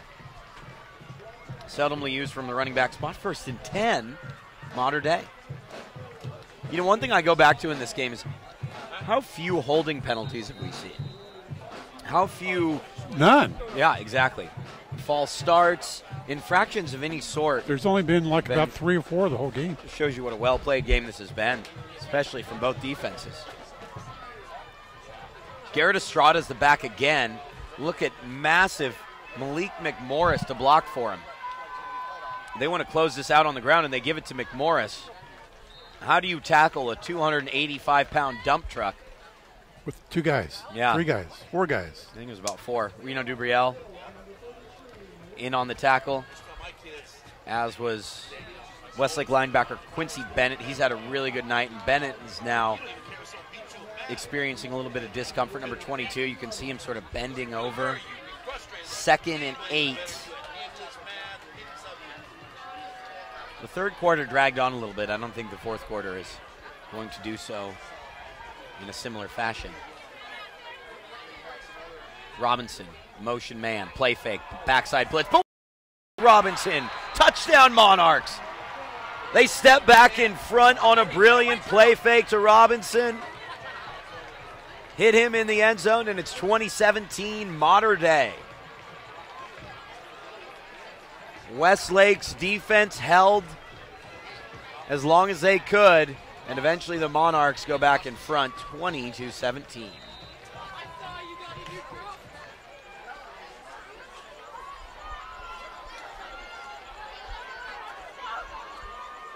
On for the PAT is Elias Deeb. The important PAT. First one was blocked. And it's now a 4-point advantage. Well, Modern Day just never panicked. Got the whole game. They struggled, but they kept. They knew that they have the ability to come up with one big play, special teams, offense or defense, to kind of get them back into it. And that's what has happened. And I think they've worn down Westlake a little bit on both sides of the ball. Not having Jasmine out there kind of hurts what they've done. Westlake, again, 3 and out on 6 of the last 7 possessions. They need to find some to get back into this game offensively. Get back into the game. I think you put perfectly. Maybe a play here could help out. Modern Day leading Westlake 21-17.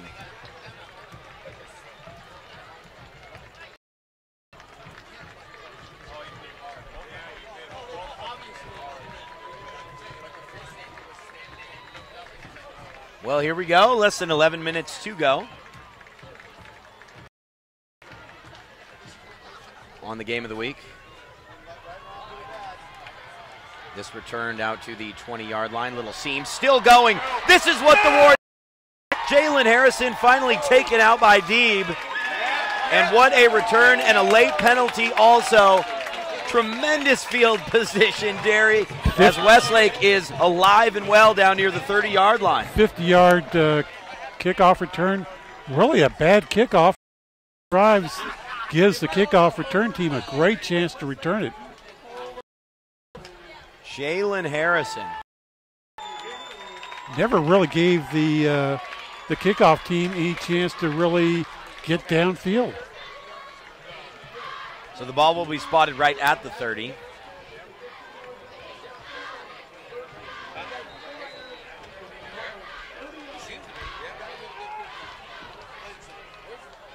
First from the 30-yard line. Dubriel in the backfield. Tough start, false start against Westlake. 1st and 15 now.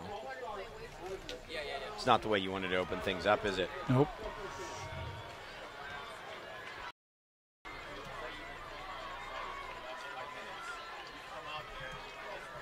Just those little things that you just cannot make a mistake on. Especially when you have such tremendous field position to start with. Your offense has been struggling a little bit. Again, Dubriel is now in the backfield. It looks like there are 2 extra backs set to block for Malik Henry. Howard is isolated near side. He could go to him. He does. Back for it, and the throw is short. That's exactly what Westlake wanted, and Henry now has 8 incompletions consecutively. Well-designed play, but you just can't throw it 5 yards short of the receiver. I have to question if Henry, the way he's thrown the football, might be a little bit banged up himself. He just hasn't been able to connect with anyone in this second half. On 2nd and 15, screen intercepted by Modern Day. That's 9 straight incompletions. Henry's doing everything he can. Screens have just not worked at all. They've been kind of batted down. About 3 of those, and not once have they been successful on it. 3rd and 15 for Westlake. You have to get something from this series. Henry sprints out left. He'll run. 30, pick up a blocker, and he's tackled at the 29. It looks like the Warriors are content to try the field goal, 46-yarder. That would make it a 1-point game. You got to get something from this. Sure. Still more than 10 minutes to go. Now, pardon me. Well, Both teams with all 3 timeouts. This is a positive result. You get some points. Robledo, it's blocked, picked up, and Robinson almost comes up with it. It doesn't really matter. It's Mater Dei's football from the 43. A big-time block. Everything went right on the kickoff return, and nothing went right after. 1st and 10, Mater Dei. Wow, what a missed opportunity that was. Westlake gained its advantage by... How can you miss the block like that? That guy came in unblocked. A couple of special teams lapses after really outstanding special teams plays. The long punt return for a touchdown made such a big difference in this game than the kick return for a touchdown. But the poor snap and the blocked kick have really hurt Westlake. And now Lowry will go to work, still with a 4-point lead. Here's LaMarche. And really good field position. Yeah, Westlake's defense needing to step up. What a tackle. Jesse Kusha and Brandon Shook. 2nd and 8. So much going on in sports tonight, obviously. The Angels and the Royals are tied 2-2. Oregon just went in front of Arizona, as Rhiannon Potke updated for us. And this outstanding game, it's a pleasure to have all of you with us here.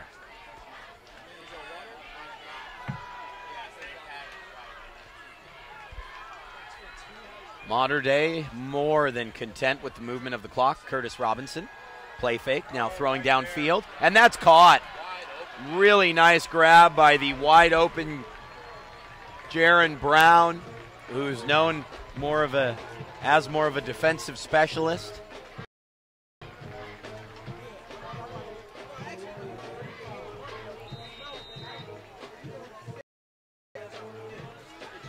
And Mater Dei continues to move the football. Boy, they're just really poised out there, not rushed at all, relaxed. First half, they were really not getting their passing game going, but boy, the second half, they've really kind of put it together. 1st down and 10. To the turf after a hit in the backfield was Garrett Estrada. Westlake is still only one play away, taking over the win. I mean, need to make that play. They're not out of this game. Even if they hold Mater Dei to a field goal, the same rings true. Inside of 8 minutes, though. The back for the Monarchs will be Dalvin Jones-Favai on 2nd and 10. Lowry looking left, pump fake, going up top, man open, and it's caught. 1st and goal inside the 5-yard line. Nice grab by who else? Andre Collins Jr. Great pump fake, got the corner to bite, and Collins Jr. made the catch inside the 5-yard line. 1st and goal Monarchs. Now obviously the defense needs to step up in a major way. Lowry's now 18 of 28 for 269 yards. His best game of the season. Inside give, it's the big defensive end, and he somehow makes his way through. Malik McMorris. Look at the big boy go as he was nearly impossible to bring down, and it's 27-17 Mater Dei.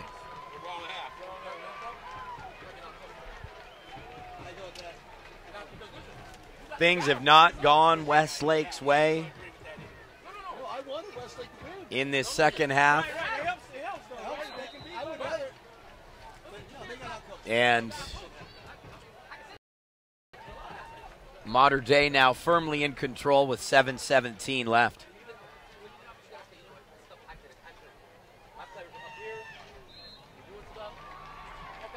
That kick is up and through.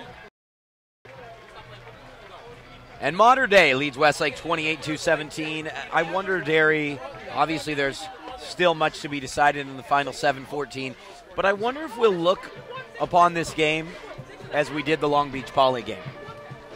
Westlake was in control early, they did what they wanted to on both sides of the ball, and then ultimately the team with more size and with a bigger roster and probably more talent, it's hard to argue with that, that team ended up prevailing. Well, obviously, modern day, they have a roster. They're playing a lot of guys. We saw that in the first half particularly. They shifted guys, 3 or 4 guys at a time on every other play, it seems, and Westlake has been going probably with pretty much the same 11 guys on both sides of the ball. It just worn them down a little bit. There's a Westlake player down on the near side at the 25-yard line. It's Trenton Padilla. Hope it's just a cramp as they're stretching out his right leg. Deeb kicks away. And his only kick that didn't go for a touchback, actually I believe there were 2, and one was returned to the other side of midfield and the other to the 25. If there's something for modern day to work on, especially going into St. John Bosco next week, boy, it really has to be their special teams return game, I want to say. Hand off to Tanner G, and he's going nowhere. Yeah, that touchdown on a punt return, and then that kickoff return that was one man away from going all the way. Yeah, they have some work to do in that regard, don't they? Yep. Westlake 3 and out, 7 of the last 8 possessions. You are and more. Still going is Kusha. Kusha inside the 30, trying to get to the corner, and he will go down. Touchdown Warriors. Their offense has been asleep during the second half, but Westlake makes the big play, and they're somehow right back in it, 28-23. Well, we were saying they're just one play away from really kind of turning it around. You've been spot on tonight in that regard, man. And they got it. Now you go for 2, I would think. I think so, because you have such a powerful and potent kicker as well. The Warriors will go for 2, and they're going to take a timeout while they talk about the 2-point conversion. Well, this is a big play. I mean, this is a huge play with 6:28 left in the game. You've got to get this. I still think you need all 3 of your timeouts. Well, I understand what you're saying.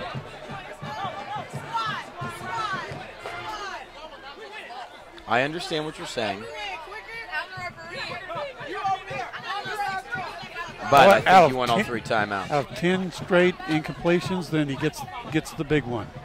Almost kind of lulled. You wonder whether Mater Dave was kind of lulled to sleep. I think they were a little bit. He just hasn't been right throws, and we were so impressed with what we saw from him in the opening half. And then Malik Henry was hit hard early in the third quarter and just hasn't been the same. Right. What was it, 10 straight incompletions? Yep. Like, if the Warriors convert here, it's a 3-point game with one of the best kickers in the country. And in fact, Henry will have Dubriel in the backfield. How big is that big block field goal now? Absolutely. It'd be a different game. You think Henry might run on this play. At least that's what I would anticipate. He'll run to the right. Dubriel to block for him. Henry scoots in. 28-25. Good call, Danny Page. Westlake back within a field goal. They'll have to make the big plays down the stretch here to get the ball back and to obviously limit what this modern-day team does offensively, but we got a game on our hands yet again. Incredible resiliency from the Westlake team, and Kusha with a big-time play. Maybe when that modern-day defense, as you said, has been lulled to sleep a little bit. Well, you know, we had said before the game that Kusha could be a big impact player. We got maybe more on defense than offense, but boy, he made a big play there. It looked like he might be tackled a couple of times, and he just had the will to score.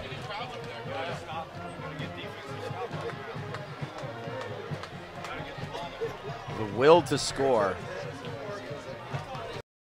literally right about that one. Just wanted it more. What a great touchdown. Catch and run. Kicks away.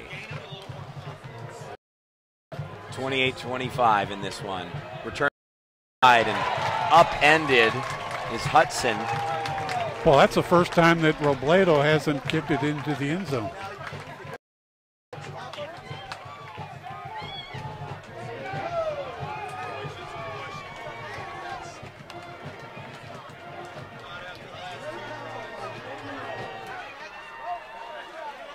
Well, here we go. I think a lot of what happens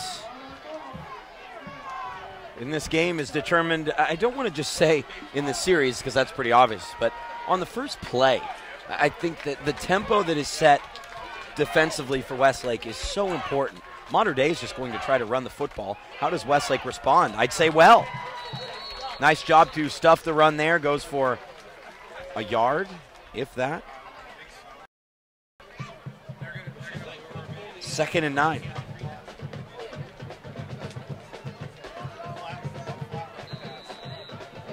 Again, Mater Dei bringing in a couple more guys.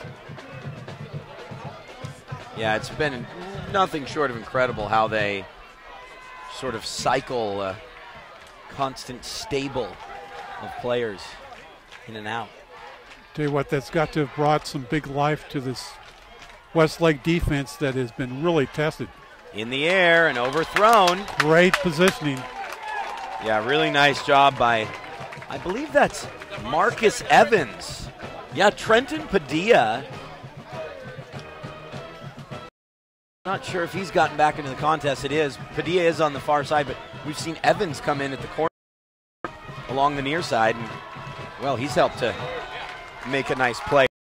3rd and 9 now. Westlake with 5:39 left with the prospect of getting the football back if they can come stop here. The loudest this venue has been throughout the night. Lowry on 3rd down trying to change things up. Lowry takes a snap. Lowry throwing downfield for Peniston. Broken up. And it's broken up. Big defensive play. Well, there's 4 guys in the Westlake secondary that really pinned the Mater Dei receiver. Well, that's a big 3 and out. Plenty of time for Westlake to kind of take this down there and put it on the foot of Robledo to tie the game, or maybe they can kind of go ahead. Tanner G trying to pump up this Westlake crowd. They are fired up. This one seemed all but done. What a resilient bunch for Westlake. The snap ball goes into the end zone and it's kicked out of the back. 28-27. It's not the absolute worst result for Mater Dei, as Westlake was great field position. Great field position. They will, yeah. Because the kickoff from the 20. What a wild contest this has been. An absolute classic here on the VCS Preps Game of the Week presented by AAA Travel between Westlake and Mater Dei. Boy, that's just one thing you didn't expect. Huge mistake. I've got my sheet of highlights here as we'll put that together for the VCS Prep Post Game Extra, and it's absolutely massive. I mean, there's just so much that we'll have to go back and cover on the Post Game Extra, available on the Ventura County Star website coming up tomorrow.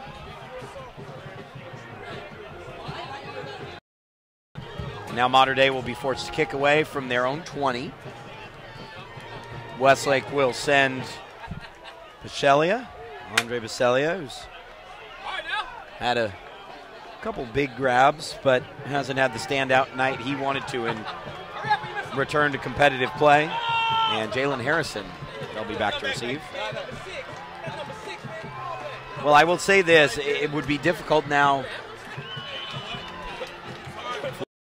Overtime, you would think, unless there is a touchdown and a 2-pointer from one side and a 2-point from the other. Well, now this gets it into, boy, you just want to get in scoring position. You just want to get it down to that to about the 25 or even the 30. Kick the field goal. Let the All-American do his thing. Boy, Deeb will kick away. Sorry, Derry, go ahead. They just get another good kick return. They're in business. Here's Deeb's kick. It will be taken by which Westlake player? Baselli at the 25. Ultimately, a nice tackle is made. Not the best starting field position for the Warriors. 33, it's not bad, but Modern Day did a nice job to cover that. They really did. And Westlake will have to move the ball offensively. They scored on their last drive. A long bomb to Kusha, 83-yard touchdown. Malik Henry followed with the 2-point conversion run. We need to get about 35, 37 yards. Easier said than done against this team.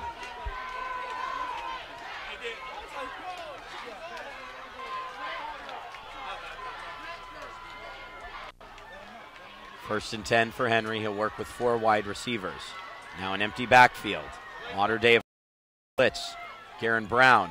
Henry. Snap catches him by surprise, but a nice completion to Kusha, who whistled down after a 5-yard gain, 5-yard, 2nd and 5. So all of a sudden he's completed 2 in a row. Well, now he's got a little confidence, and now at this stage of the game, you're going for it. I mean, there's not throwing the ball out of bounds. Let's go for it. Now we can kind of take some chances. It's a great point. Vincent Corso is the wide receiver in the slot on the far side of the field. Baselli on top of him. Henry 6 yards deep. Another blitz coming. Henry tries to get free, and he's sacked. About a 5-yard loss. We'll bring up 3rd down and 10. Sometimes there is just nothing you can do. Yeah. Coverage was solid downfield. Modern Day brought the pressure. And with the clock running, just over 4 minutes to go, Henry took the sack. 3rd and 10.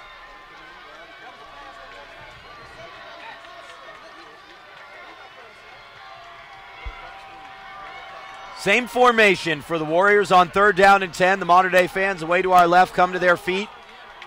Monarchs have to change up their coverage a little bit. 5 coming again. Henry throws. Complete! Baselli back in the lineup to make a big play, and Baselli has the ball down to the 45-yard line. 22-yard catch. 1st and 10 for the Westlake Warriors. Do they really, and I said this was like an NFL game in some ways, with how many punts we've seen in the field position battle, does this Westlake team really look to, get the ball down to the 25-yard line and just finish it off from there? I think you do. You take some time off the clock, you get it down to the 30, and run the clock down as much as you can. You have had a blocked field goal, though. Here's Henry. Steps up in the pocket, and he has to take a sack again. Oh, man, that is a bad play on his part. Well, he just couldn't do much with the ball. He was inundated with Modern Day players. You throw the ball away. Yeah. I'm not sure he was outside the pocket, though. Curtis Robinson, one of the top performers on both sides of the ball tonight, makes that play.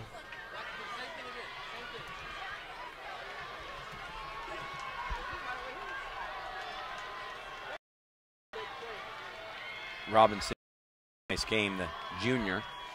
2nd and 16 for Henry. Throws. Oh. Nearly intercepted. We'll bring up a long 3rd down now. Overthrew his receiver. Yeah, Garen Brown just kind of, I'm not sure if he overthrew his receiver or if Brown undercut him trying to find a different receiver.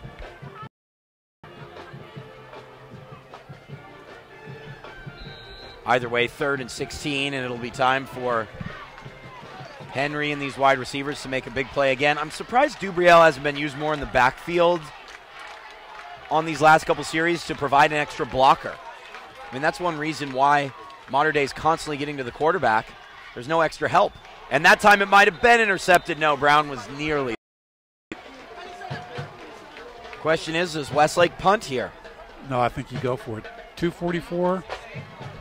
Henry glances back at the clock, and they are going for it. Nope, they're going to punt. I think it's the right move. You punt the ball away if it's a good punt inside the 20-yard line, let's say. You have a chance to get the football back. Put some faith in your defense at 28-27.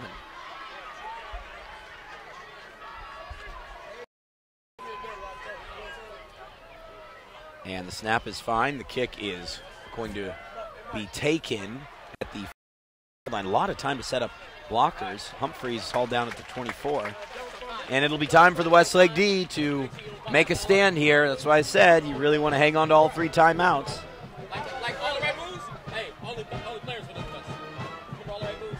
First and 10 for Modern Day. They'll try to pick up a first down, and then basically that would end the game for all intents and purposes.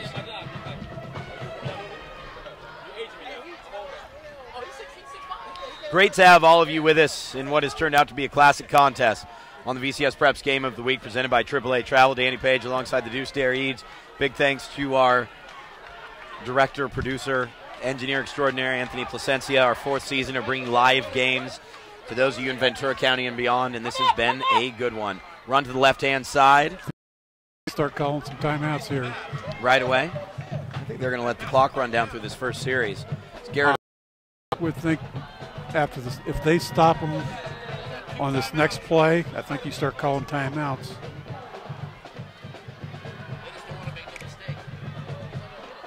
Let's see what the approach is for Jim Benkert and company. Westlake held the lead for time. Then it was a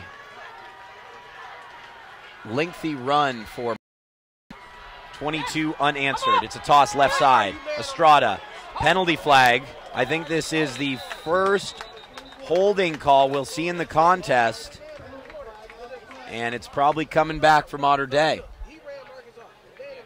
Boy, that would be a huge play. Holding on the offense. 10-yard penalty from the spot of the foul. Taken down. Is unhappy. Not a single holding call in the first 46 minutes of this game, and then a big one right at the conclusion.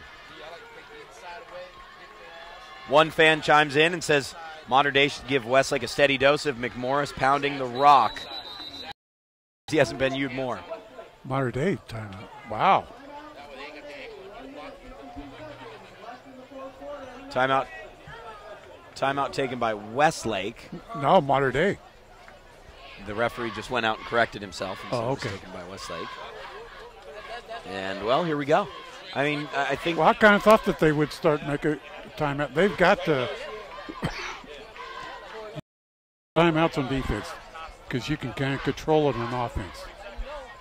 Yeah, of course. There still is a stop to be made. Westlake, if they can hold Modern Day on the next, if they are both run plays, we'll get the ball back with about a minute left and without a timeout, as it's just past 10 p.m. here at Westlake High School. As the Monarchs took a 6-0 lead, the Warriors responded with 17 straight. Modern Day then followed with 22 unanswered, and now Westlake scored 10 consecutive. What has been a brilliant game. Remember, the VCS Preps Game of the Week continues tomorrow night in a game, of course, presented by AAA Travel. Derry and I will be there. Ventura at Oxnard.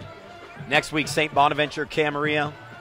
And then we're back here in just over a fortnight, Newbury Park and Westlake. Final non-league game of the campaign. Games coming up on the slate include Newbury Park, Camarillo, Oaks Christian, Moore Park, and Ventura Buena, but all that matters is what's in front of us now. 2nd down and 16. 3 give, left side. Skipping through a tackle and still going is Estrada. What a play. He's hauled down out of bounds, though. Westlake so sure in tackling for so much of the game. Daniel Collins just couldn't hang on to Estrada. And now a very manageable 3rd down and 2. And with 1:44 left, this is the contest. It's going to Malik McMorris, 6 foot, 280 pound, now H-back, although he's not really in a position to receive the football. After the stoppage of the clock, it's given to the fullback, and he stretches wide left, and he'll pick up the first down. First day, and that could conclude this contest. Yeah, for sure. A big conversion for the Monarchs. In a seesaw battle between these two Pac-5 powers, this should end it for Mater Dei. Tell you what, Mater Dei really had to work for the win. You know, it looked like after they scored those couple of touchdowns to take the lead, that they felt they were going to be able to coast in, but Westlake just kind of gritted it out.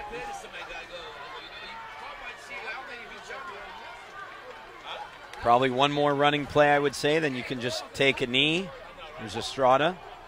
The ball's on the ground. The ball. And it's recovered by Westlake.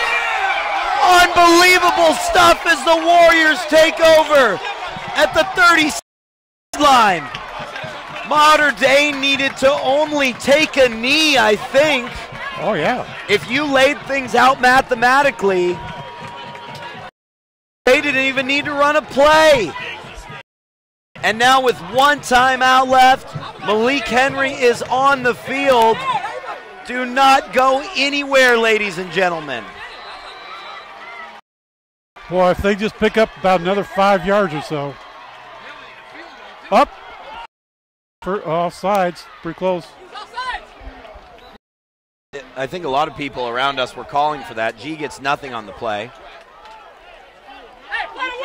And now Coach Benkert is going up to the line asking them to spike the football. I don't know if that's really necessary. You only need about 10 yards. Nope, Henry, drop, throw. And Lucia wanted the flag for early contact. He's not going to get it. And now a third down play forthcoming.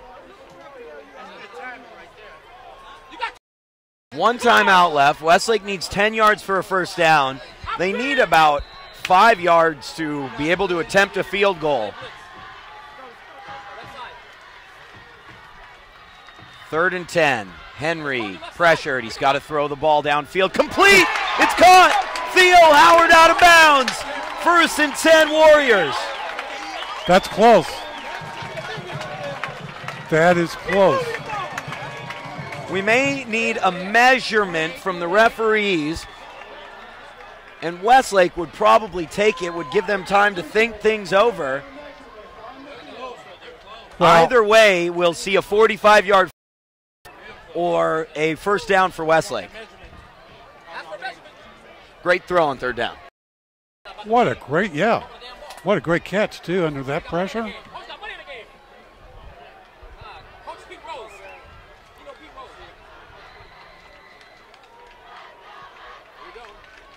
Westlake not done yet here. The word again, resilient. And we don't have an angle. It's a first down. First down for Westlake. They're in field goal range, although they've had a kick block in this contest.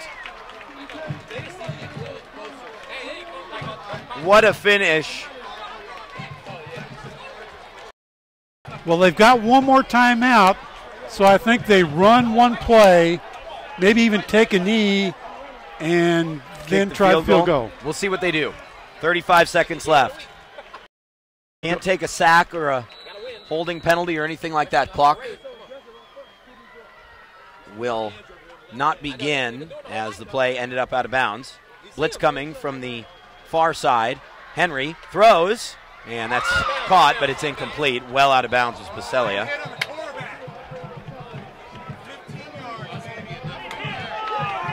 And I think... roughing the quarterback. Yeah, there's a penalty flag down, and it's a 15-yard penalty against Mater Dei. One of the Westlake linemen was a little dinged up on the play. What a huge mistake. Oh my, a team that had so much strength and composure, and Mater Dei has really collapsed in the final minute here. a fumble when all they needed to do seemingly was take a knee, and now Westlake can set things up for kickers in the country statistically. Henry will take a knee, but here's the problem with that, Derry, is that Modern Day has all 3 timeouts left. Well, they're not calling any timeouts. They're not calling them. They're going to let the clock run down. Clock stops with 15 seconds. Oh, no. Continuing to run down now. 5 seconds, 4 seconds. And Westlake will have a chance to win this game, Derry. Talk to me about Kevin Robledo, what he's done over the years, where he is in the lore of Westlake and Ventura County football already. Well, he's kicked 1 field goal today, and that tied him for the county record, 36. Tied to Alex Ball, and he's 3 off the state record. If you're just joining us, you've missed an incredible contest. The game of the week presented by AAA Travel. Westlake Warriors down, out, and just have somehow found a way back into this one. They led for so much of the contest. Now they have a chance to win it. And will Bruce Rawlinson be icing this young kicker at all? The holder, Clayton Wood. Robledo named an Army All-American this week. Rawlinson is standing next to the judge along the far side, and he calls his first timeout. Looking to ice the young kicker. Boy, what a conclusion to just an incredible game. And we'll have full highlights. VC coming up tomorrow. This is one we won't soon forget. Boy, don't you know that there's a point of emphasis for Westlake on making sure you block your man. Let's don't have a point block. If we're going to miss a field goal, that's fine, but let's don't have anybody kick. Well, I think in some ways, these extra timeouts, and I don't know if there's going to be another 1 or 2 taken, but these extra timeouts are giving Westlake the opportunity to double check their blocking coverage. Yep. Well, they saw how Modern Day lined up. They had 3 guys to the left of them. Well, here we go. Rawlinson walking over to the side judge again. Clayton Wood to hold, and there's the next timeout taken. Another timeout.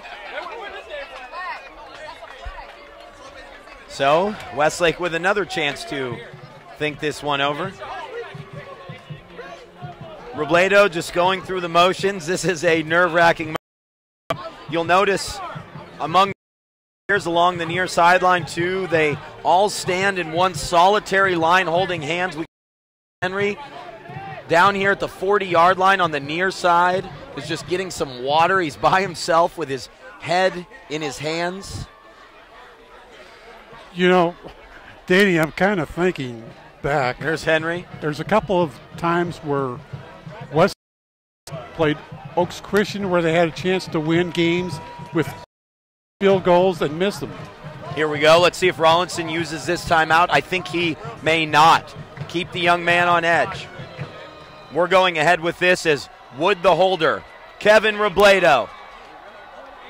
The snap's down. The kick is on the way. The kick is blocked. It's no good. Robledo couldn't get it away, and Modern Day hangs on for a massive 28-27 win over the Westlake. I don't know if it was tipped at the line or if it was just unable to sneak through. The kick comes up short, and the Westlake Warriors fall to the Modern Day Monarchs 28-7, and these young men are absolutely devastated. What a contest on our hands tonight, though, Derry, as Modern Day wins 28-27, an unbelievable game of high school football. Wow. I tell you what I thought that they had kind of lost a little bit of gas there in the second half, but they found the resiliency to give themselves one last chance, came up with that great fumble recovery when it looked like that Modern Day had a chance to kind of run out the clock. Sure if it was tipped at the line or Robledo just didn't get enough on it, but Westlake will be thinking about that one for a long time, and I do look back and say either way that it doesn't matter if you win the first week in October. It matters what you do in November and December, and moral victories in football. But Westlake, I think, showed a lot of people tonight, and with their game against Long Beach Poly, they showed that they belong. Well, it wasn't the greatest offensive game that Westlake has had, but they kept making some big plays throughout the game that kind of kept them into it.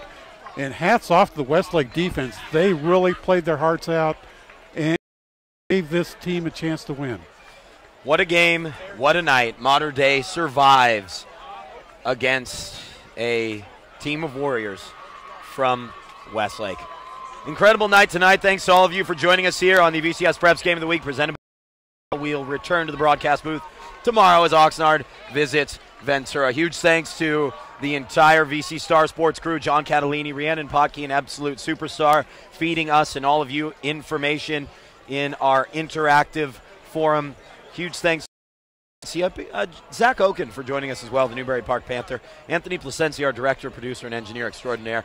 For my broadcast, my name is Danny Page. We'll see you tomorrow, Oxnard High School.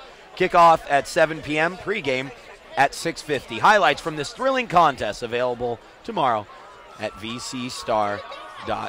Thanks to all of you. Final score, Modern Day 28, Westlake 27. Good night, everyone.